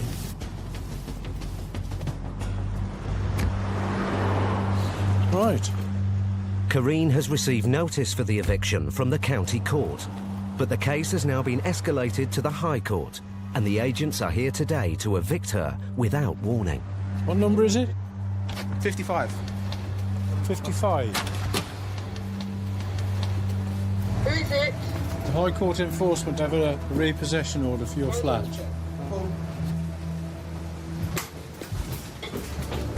Miss Green. Hi. My name's Ben, High Court enforcement. Madam, My okay. child is inside and I'm Okay. a vulnerable person. Okay, will you let me come in and talk to you? No, you can pass me the possession order. That's the writ of possession. Thank you very much. I've got the other possession order from the court. The county Yeah, court. and I've also spoken to the council. Yeah. And I've also contacted the landlord and his company. And I have bipolar disorder. Do not make me get upset. Okay, madam, I understand. The agents have the right to force entry, but the team are now aware of Karine's vulnerability. I've no obligation to let you in the back. I'm afraid you do, madam. No, actually I don't. Okay, can I explain the situation Yeah, right here, right now? Explain. We are from the High Court. That's fine. We are here to execute this writ today. That's fine also. You have 1 hour from now to pack a bag and to take your writ that I've given you down to the council. Babe, the police are at my door. We're not The police, county madam. Possession order. Karine calls her boyfriend for help. The door's halfway open because this idiot has got his foot in the door. There's people outside my door. Don't tell me to chill. There's people outside. I suggest you call a solicitor because I'm getting really pissed off. If there are clear visible signs of mental health, it does make it a little more tricky. We just need to try and comfort and reassure them and really try and support them in an emotional way, because it's a very distressing situation, especially because you're giving them bad news. We want to try and calm the situation and help them through it. Madam, I'm not here to make things difficult. Well, clearly you are. I'm not. No, clearly you are. I'm only trying to talk to you. No, clearly you're here to make things difficult. I've sent the details to my landlord. I've also spoken to the council, who have a specific date for me to be out of the property, which the landlord has agreed in email, in writing, right? And I've already explained to you. No, I will not. You don't know, yeah, what I've had to deal with this order possession. Yeah, you keep laughing because it's funny. I'm not finding it funny, madam. Karine claims she agreed a date with her landlord to move out. Despite the shock of today's visit, Paul and Ben are duty-bound to enforce the eviction. They need to remain calm and help her understand the situation. Madam, calm down. Telling me to fucking calm down. Have you got someone outside your door with their foot wedged in your door, chatting all kinds of shit? Say anything. You're clearly trying to upset me and make this situation worse than it needs to be. You're trying to push your way through my door, right? Without knowing my part of the situation. Flipping disgusting. Been here 5 years and 2 months. Had I been a terrible tenant, I would understand. If we find someone who is clearly distressed and may be suffering from mental health issues, we would be very sympathetic. We would listen to them, and a simple technique is that we wait until they've talked it out of their system, and then we'll come forward with constructive suggestions on how we would like to deal with it. Now Karine calls her father. Dad, I'm not in a very good place right now. I have the police officers... High Court enforcement. Pardon? We're High Court enforcement, we're not police. High Court enforcement at my door. Basically, yeah. Telling me I've got an hour to come out of the property when certain circumstances have already been agreed. Would you like to see those, Mr. High Court officer? Absolutely. Okay, brilliant. If you would like to talk to me, we're not harassing you. Yeah, but you've got your foot wedged in my fucking Because you're going to shut the door on me. You say you're a vulnerable person. Could you explain? I have bipolar disorder, right?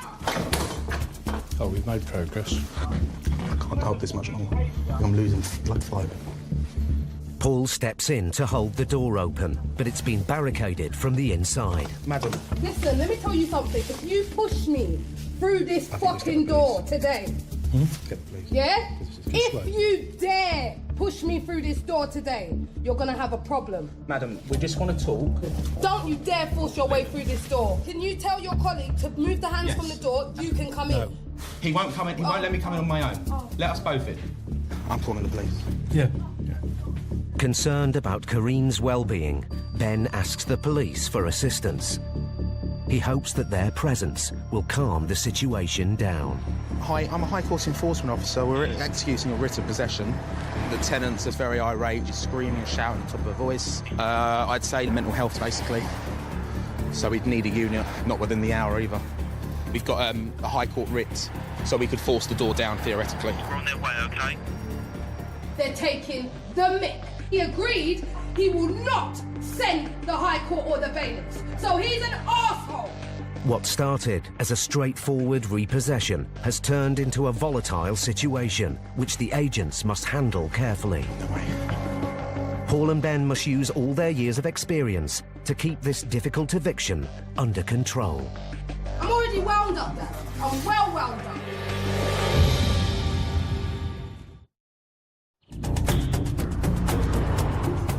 High Court enforcement agents Paul Bowhill and Ben Pinner were in North London. What number is it? 55. They were executing an eviction notice on tenant Karine Green, who'd been behind with her rent for almost a year. I've no obligation to let you inside. I'm afraid you do, madam. But it soon became clear this eviction needed careful handling. I have bipolar disorder, right? Can't hold this much longer. Concerned for Karine's welfare, Ben called the police. The tenant, she's very irate. I'd say mental health, basically. The police are on their way, but now Karine's boyfriend Troy has arrived to help calm the situation. Hello? What? Come in then. I'm coming, babe. Troy? Sit down for me a second. No, I'm not sitting down nowhere. This man is pushing his way into my fucking door. Hold on a sec. Right. So High Court, she has to leave. Fine. Yeah. She needs to pack her stuff. Yeah.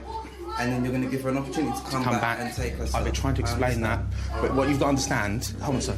I must inform you. The police obviously are on their way. I understand. My colleague's obviously holding the door, so please don't be alarmed by that. Move from the door, please. No, not right this second. Oh, Paul can't move from the door apparently. He's not going to shut the door. I didn't ask you to shut the door. I told you to move from pushing the door. 1 second. Let me get in, please. Let me get in. Let me get in. Stop. I'm not pushing the door against you. Yeah, there's something behind the door, by the way. That's what you're pushing up against. All right. Explain the situation. All right, hold on. Stop. What are you telling me to stop for? Don't tell me to stop. I'm listening. The best ally we can have in a conflict situation is we enlist the family friend.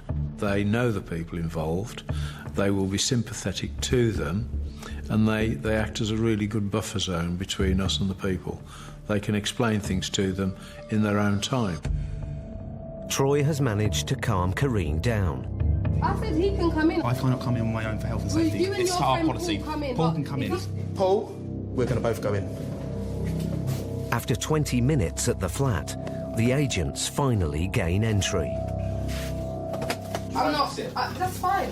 Do you know what? I'm not a rude person. I'm not even an aggressive person. I'm not even an angry person. We don't know who's behind the door. You don't know what's the ins and outs, which Absolutely. is fine, and I understand All we that. get is this piece of paper with 2 names on it.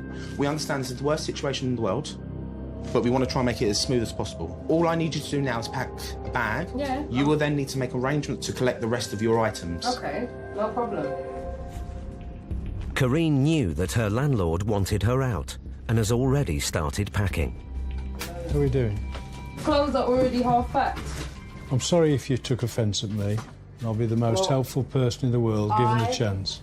I 100% accept your apology. Thank you. I was very upset at the time. No problem at all. Karine had been on benefits, but started work as a teaching assistant a year ago. She was still entitled to some housing benefit, but Karine claims that the council consistently miscalculated her entitlement and underpaid the landlord. Despite her attempts to resolve the situation, the shortfall was never cleared. Now, after 12 months of being in arrears, her landlord has had enough. An interesting selection of books. Ah, yes, I do. I work with special needs. Really? I'm studying child psychology now. Wow, that is absolutely spot on. Yeah. See, I'm a nice person. See what my students leave for me? Being bipolar, though, how does it affect you? Bipolar can do anything from leave you in a deep depression to manic episodes. Right. You're more likely to get yourself in bad places, be around the wrong types of people. It just depends on the person and their surroundings. A few minutes later, the police arrive. But fortunately, Paul no longer needs their help. We just wanted to call a halt. He was going the wrong way. Okay, but Hence it's all we called sorted you. and you're happy and... She's changed her work hours, the benefits were stopped, the rent's got into arrears, the landlord's just said enough, and he's issued the eviction order. Thank you very much. Bye. Karine's hour to pack up her essentials and leave is nearly up. No documents will be left in this property, none. Because if I can't find my stuff, then the council want to tell me, oh, but you don't have this paper, oh, you don't have that paper, oh, we can't help you. Anything that I've handed in, I make sure I make copies of everything. As you walk in, do they all get up and walk out? Yeah, they pretty much do. It's even worse when I'm having a bipolar episode because I'm determined to get everything done. Well, they don't actually see the sharp end like this. The council say, please don't panic. Yeah. It's going to take 2 months before the bailiff gets to you. But what they should then say is, unless the landlord takes this to the High Court, in which case it could happen overnight. Exactly. And then when people come in there with an attitude, they get upset and then, don't give me an attitude, you must leave the office, blah, blah, blah. But... Can I actually say this as a compliment? You do attitude to perfection. You're an absolute diva. Spot on. Karine is determined to make the move for her young daughter as smooth as possible. But there's one family member who's not cooperating. Still haven't found the cat. Rosie, My daughter named my cat after my mum. My mum wasn't impressed. But the next cat we have, we'll call it Ben. Oh, I think that's a compliment. Let's push this one. Told you. Got her? Cat chase. She's not going in the bathroom. He's got her. The cat is in the bag.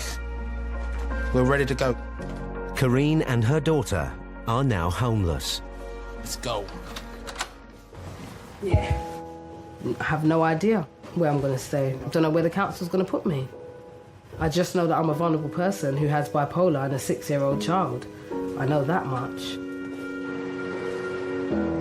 It will be up to the local council to find emergency accommodation for Karine and her daughter tonight.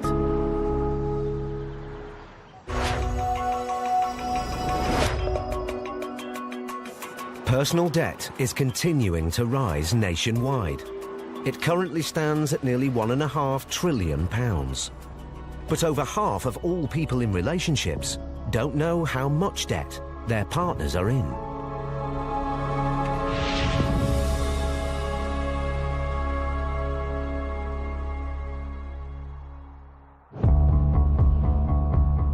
(7 a.m).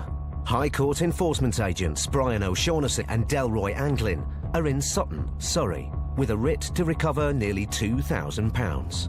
We're going to say Mr. Robert Grochowitz. He owes money to Marcin Stefaniak, £1,902.59 in the first instance.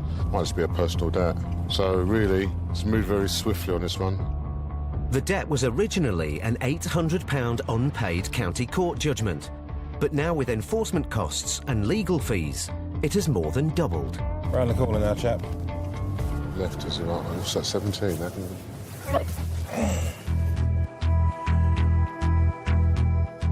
If Mr. Grochowitz can't or won't pay, the agents have the authority to seize goods to the value of the debt. Got your badge? Yeah. Try the handle, shall I? Straight away, Dell has his eye on an asset. Oh, open already. Have a look. You don't say.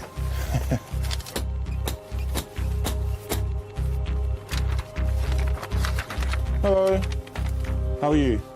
Is Robert here? How are you, Robert? My name's Brian. I'm a High Court enforcement agent. I'm here with a High Court writ. Thank you, sir.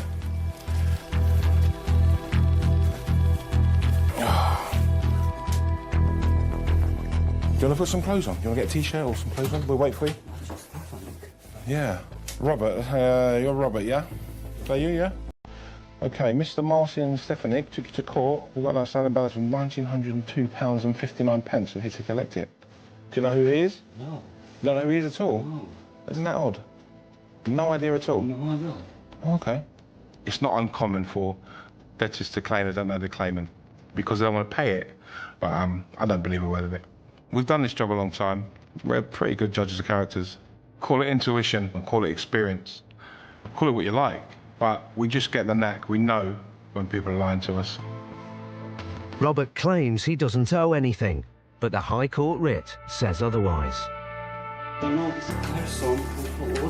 Well, he knows you and he knows where you live. You know about this debt, don't you? So we're not here because we want to be here. We're here because we've been sent here, yeah? Because you owe money. I don't care. Well, I do. Tell you what you do. It's £1,902 at the moment, right? If you carry on like this, wasting time, it's going to go up. How much? £1,902. 1,000? You say 800? Well, you didn't know about it. It appears Robert is aware of the debt, after all. So you know how much the original amount was? So tell me who... I don't know what's so this amount. He knows exactly why we're here. I don't like being lied to. I can't trust anything you say. If I can't trust anything you say, I can't believe you, which means you need to find the money to pay this in full. Robert's wife comes downstairs to find out what's going on. Jest, Agnieszka, ja nie znam tego człowieka. Nie, nie wiem, to są panie z sądu. Skąd? Czy ja widzę? Robert is still denying any knowledge of the debt, so Dell turns up the pressure. As you're walking about, you might be able to think of someone can help you out. It's too early now. It's 7 o'clock. If you can't pay it... give money today, definitely. Okay. But I need some time. Your bill might go up by 8 o'clock. Why? because we're not here to spend all day. But Make some calls and we'll see how you get on, yeah? Suggest you put some clothes on, sir. Let's have a look around. Robert starts trying to raise some funds, but the agents aren't taking any chances and draw up an inventory of goods they can seize to offset the debt. This includes the cars on the driveway. The vehicles outside, are they yours? Van's What van? I want to see logbooks for both the cars. I think both cars might be in his name. That's why I asked for logbooks. Going to a debtor's house, the most expensive asset a person would normally have is a vehicle. He's got no finance. You've got something to target him with, really. I need 5 minutes, right? Okay, that's fine. Thank you very much. The threat of losing his possessions has prompted Robert to try and raise some funds. Can your work help you? Sorry? Can your work help you? Oh, okay. What work do you do? Okay. A colleague has agreed to help him out. Yeah, 5,000. I don't have more. Was he transferred that into your account, has he? Yes. Okay. So what we need is £902.58 now. The agents won't accept Robert's £1,000 offer. He needs to raise the full amount. And his wife wants answers. Nic nie dostałem od tego pana. Nic. Nothing. Dostałem z kortu. The most common thing I find, particularly if there's couples, is that one may not know of the debt, and that leads to an issue between them in terms of trust and how their relationship is. We've got strange men in her house saying that her partner owes money and she knows nothing about it. 15 minutes after denying all knowledge of the debt, Robert has found most of the money. 1,700. 1,700? I've got 1,700 right now. We need another £200. I know. Okay, I'll tell you what we'll do. Let's take the 1,700 and you pay me by 1 o'clock the rest, yeah? At least 1 o'clock. That's fine. Good card, please. Top. 1,700, yeah? Even though Robert has agreed to pay, he still says he knows nothing about the debt. I'm not cross with you, but no. I didn't know this person. Robert, I told you £1,902. That's the only figure I gave you. Then you told me it was 800 and something, and I never told you that figure. You say in front of my door we need to collect 900,000. No, I didn't. Okay, we'll beg to differ. I'm a good person, I think. Absolutely, you are. And I'm a responsible father. I want to save my family. The money's stored for 14 days with the High Court so you can dispute it. Robert has paid £1,700. But if he doesn't pay the remaining £200 by 1 o'clock, the agents will be back to seize goods.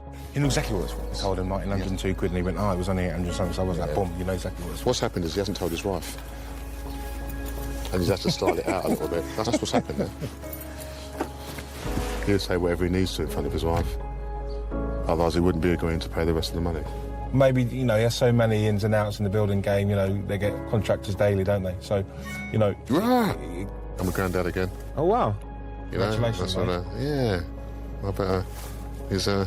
Crack a smile, go on, crack a smile. There you go. I better find out what his name is. Brian. God forbid. Brian.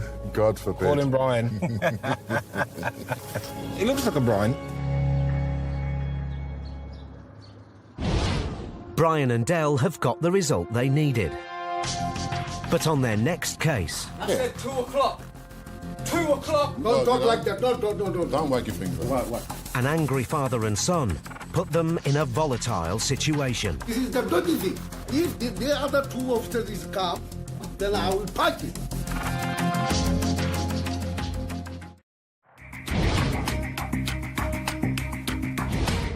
Cash flow is a growing problem for UK companies. 85% of small and medium-sized businesses are currently affected by late payment of invoices, with an average of nearly £32,000 owed to each firm.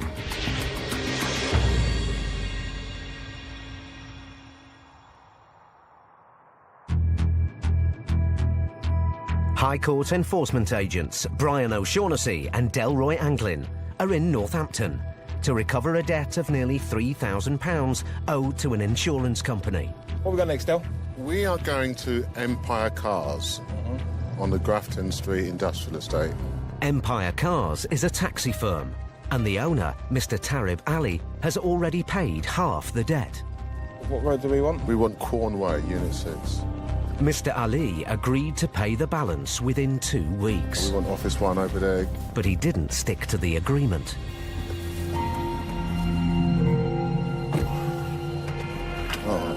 This time, there won't be any second chances. Morning, gentlemen. Empire Cars? Yeah. OK. I'm a High Court enforcement agent. Come to collect the rest of the monies that you owe. Who's the man I need to speak to? How long have we got? You've got now. Next week. No. That's your opening gambit. This is my opening gambit. If you're not going to pay now, I will remove your things. OK? So, what do you want to do? What's the balance now? It's £2,950, 22 pence. You incur further costs, unfortunately. Because you didn't pay when you were supposed to, did you? Because the defendant has defaulted, the debt has risen by nearly £1,000. Now Brian and Del need payment in full today. But first, they need to establish who is the debtor. I paid. I said I have to pay next 2 months for the 2 payments, but all finished. I'm paying already half, right? That was a month ago. Oh, hang on. OK, who's the boss? Who's in charge? Whose company is it? What's your name, please? Ali. Mr. Tarib Ali is the debtor, and he seems unwilling to cooperate with the agents. This is the dodgy thing. Are you going to pay it? Oh, if it's the dairy coming, but I'm not opening the door, I will fight them. There's no need for that. Mr. Ali's son, Rahman, claims that an arrangement was made with the agent's office to delay payment. All the lady told me on the phone is her client was willing to accept payments. They will make a payment in October. The family claim that the agent's visit is a mistake. Many times, did he say that? Bloody office, that's what he said? Answer. That's why he shouted. So you're thinking that they've asked us to come because they've messed up? Oh, yeah. Right. If the other 2 officers come, then I will fight it. Would you? Yes. No. Because I'm big naughty man before. If there's been a mess up, I apologise. But Brian is suspicious. Dale, give me 2 minutes. Yeah. Can I pick your brains on the case? Okay. Brian calls the office to find out whether their claims about an agreement to pay later are true. HCW 2513. Is there any arrangement on the system? I spoke to this debtor because the balance was due at the end of September. Tried to clear it over 2 or 3 months. I said, well, that wasn't really the agreement. It started falling into charity saying he was going to go to the claimant and make them allow him to have more time. Okay. And I advised him at that point that threatening our client is unacceptable. Okay, thank you, bye. It's clear that Mr. Ali did not have an agreement to defer the second payment. No, there's no arrangement. Stuart came here on the 3rd, took half the payment on the basis that you pay the balance at the end of September. It's all recorded, yeah? Debtors in this job will always be deceitful, difficult, throw walls up in front of you. When I know someone's lying to me, they've set the tone, as far as I'm concerned. Despite Mr. Ali and his son's protests, they must pay £2,900 today. If they don't, the agents will seize goods to offset the debt. You know what this piece of paper says?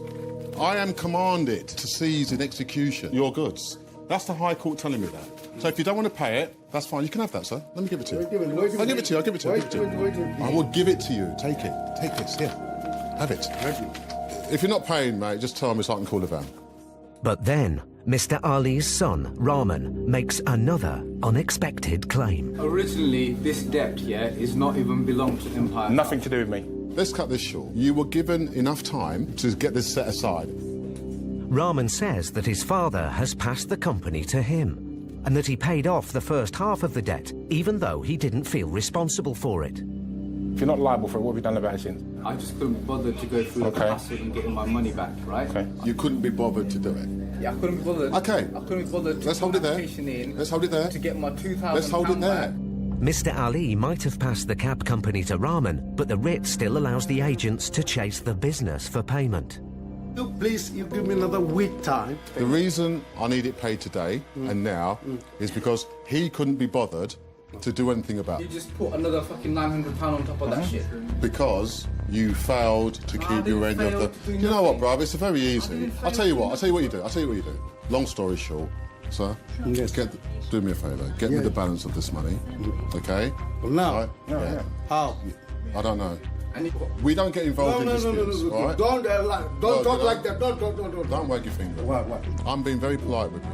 Throwing her arms about, screaming and shouting. It's not going to faze me. No, it just makes me dig in a little bit harder that I won't suffer that sort of nonsense. We're not going to be bullied.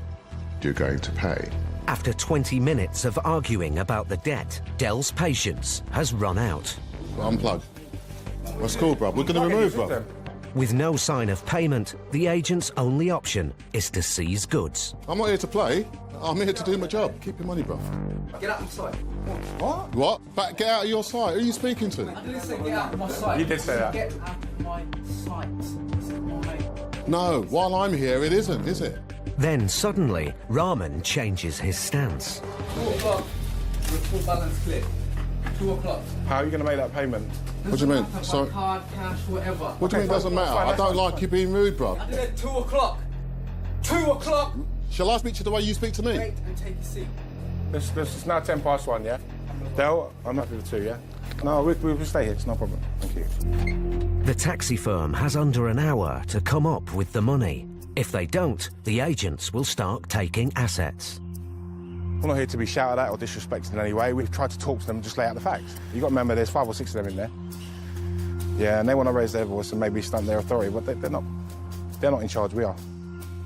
While they wait, Dell starts making a list of assets they can seize if the 2 o'clock deadline is missed. When you guys get upset at the wrong people, man, it's not us. It's not a nice job, is it? Well, let's put it this way. If a man owed you money, do you want him and me to go and get it? Or do you want someone who's going to go there and say, well, we'll accept £5 a week, please? Would you? You want your money? So that's my seat. Is it? Since you asked so nicely. As 2 o'clock approaches, Mr. Ali still tries to strike a deal. You good? How much I want to pay now? It's gone beyond that. It's gone beyond that now. It has, yeah. Come on. It's all got to be done now. When dealing with debts involving families, family pride does get in the way because there's someone's taking responsibility for the family and ultimately will take responsibility for making sure the debt's paid. With minutes to go before the deadline, Rahman's cousin and sister arrive to pay off the debt. So 700's cleared. There's £2,250.22. Thank you for helping, both of you. Dell's tactics have paid off. The debt has been collected in full. All paid. All done. It's nice to see they came together and got it paid. A little frustration, but at the end of the day, he's defaulted the arrangement given. You know, a bit more transparency, it'll be probably dealt with a lot easier and quicker. Yeah. But hey ho, it's done, and we'll move on to the next one.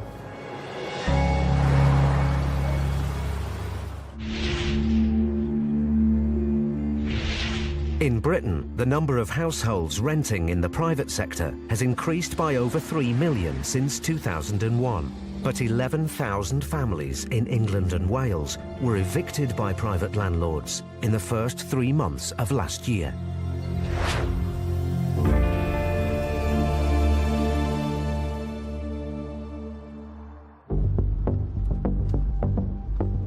Steve Pinner and Roo Pabari are High Court enforcement agents. Today they're in Portsmouth to repossess a property. I've driven 100 miles today to get here. It's stopped raining for now anyway. The tenants have lived in the property for 2 years, but the landlord told them 5 months ago that she was selling up and wanted them out.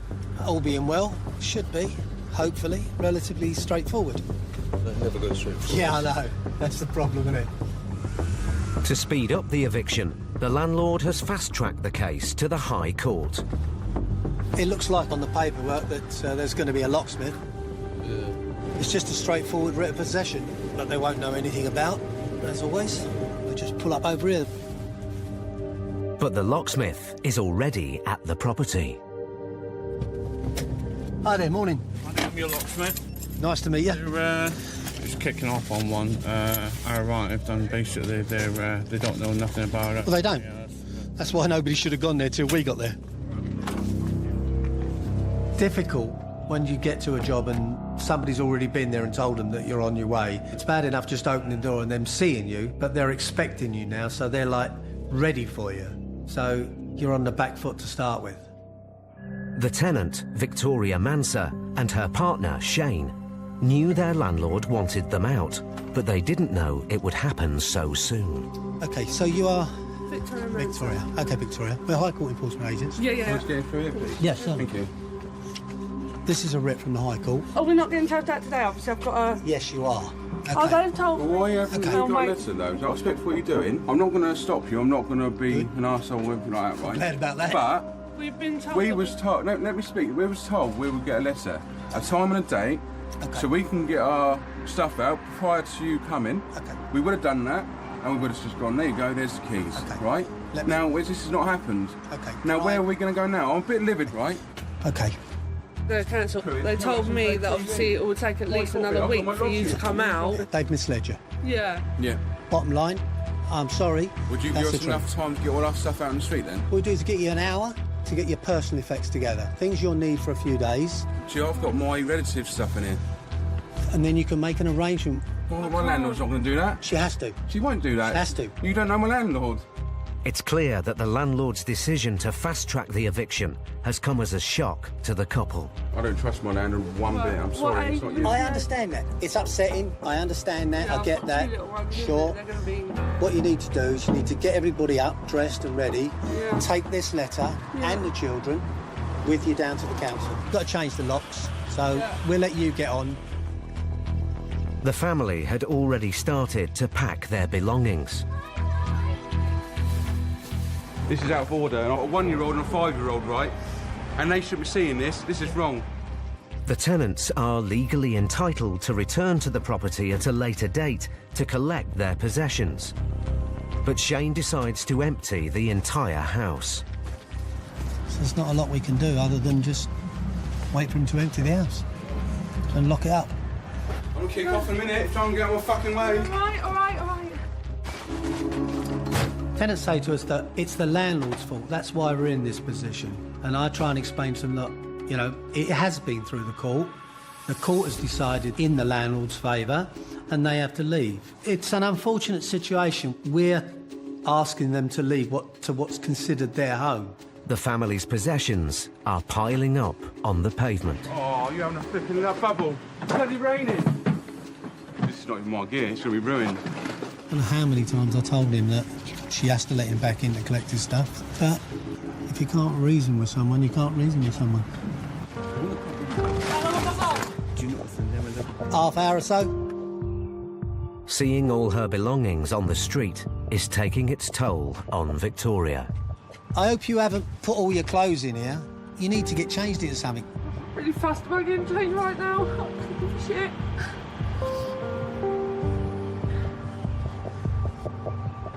The family has managed to get most of their possessions out of the house. What is going on? But then, Victoria's mum arrives. What is going on? They told you that they get served. Okay. Fucking, I don't believe it. Hang on, Mum, don't go off in that. Right, is that it? Is that everything out of the house? Yeah, everything, right? Oi, mug it. Right, so now what? I've got to try and get it somewhere to store now. Right, that's all right. Yeah, that's it. Tensions are rising. But then a friend of the landlord also arrives. I'm going to put the keys up for the Oh, right. house. Okay, brilliant. I can't pick up the bloody keys to the house. Little friends come down to put the keys to the house out. Yeah, we'll tell her to go fuck herself. How about that? That's the landlord's husband, I swear down. You can't. No, he's here to collect the keys. Sounds a bit cheeky.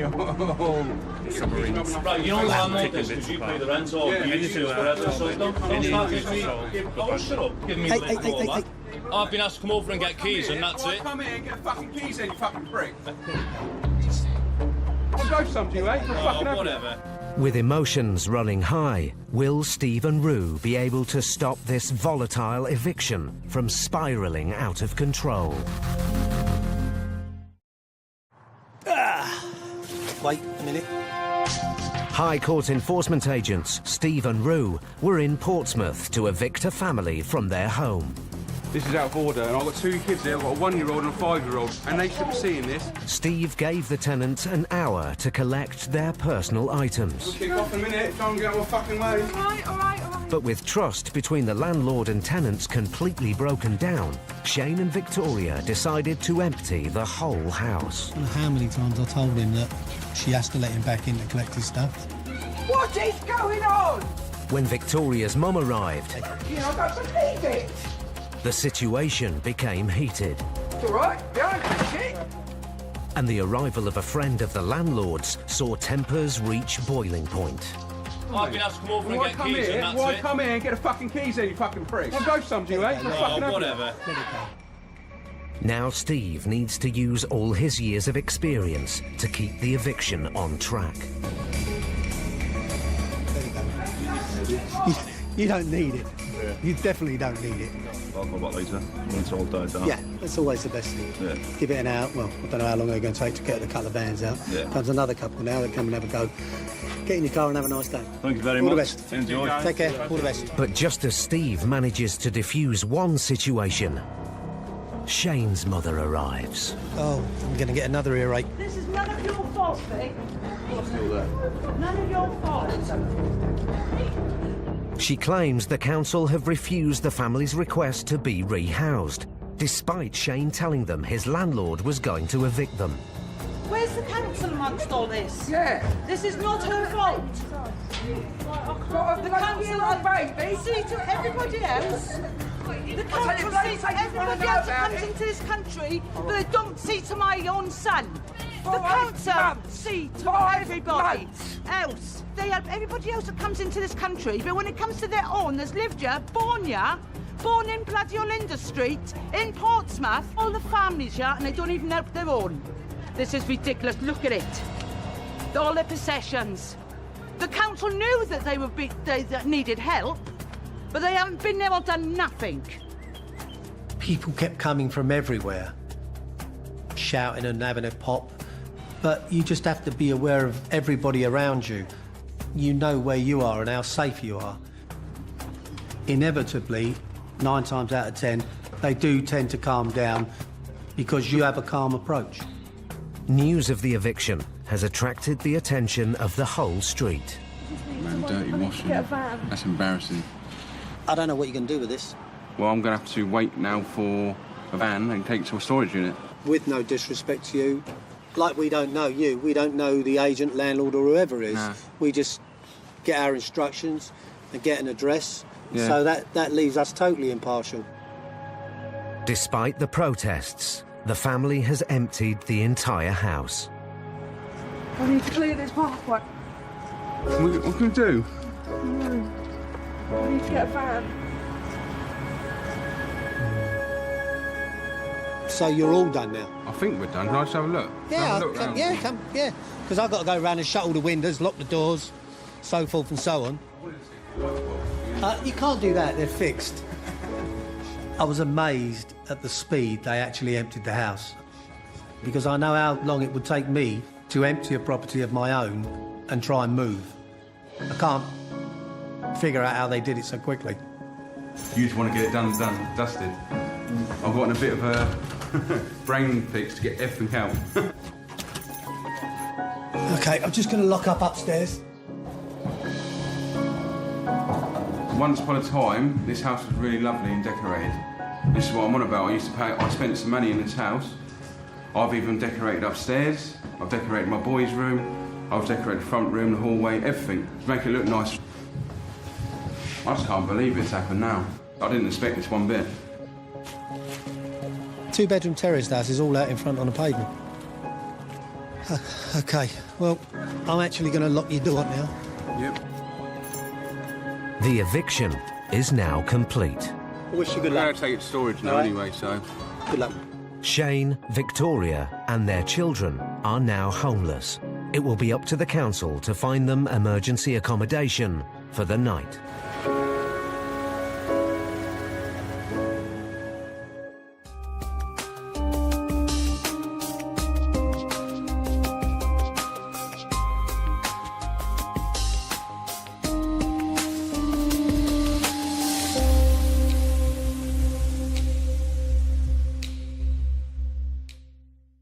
Next time, Vic and Stuart meet a debtor in denial. I don't even know £2,000. Well, we need to see some evidence then, sir. Steve and Ben face a heartbreaking eviction. I don't know what's going to happen to her. Will she be sleeping on the streets tonight? And the agents get a hostile reception. Come on, big man. When they try to find out who owns a family business. Please don't touch me. I'll do more than touch you. And You Can't Pay Will Take It Away continues next Wednesday at 9. But what do little doggies do when we're not looking, hey? If only we had a spy cam to film the secret life of puppies. Oh, apparently we do, and we're switching it on tomorrow night at 9. Nightmare Tenants is up next.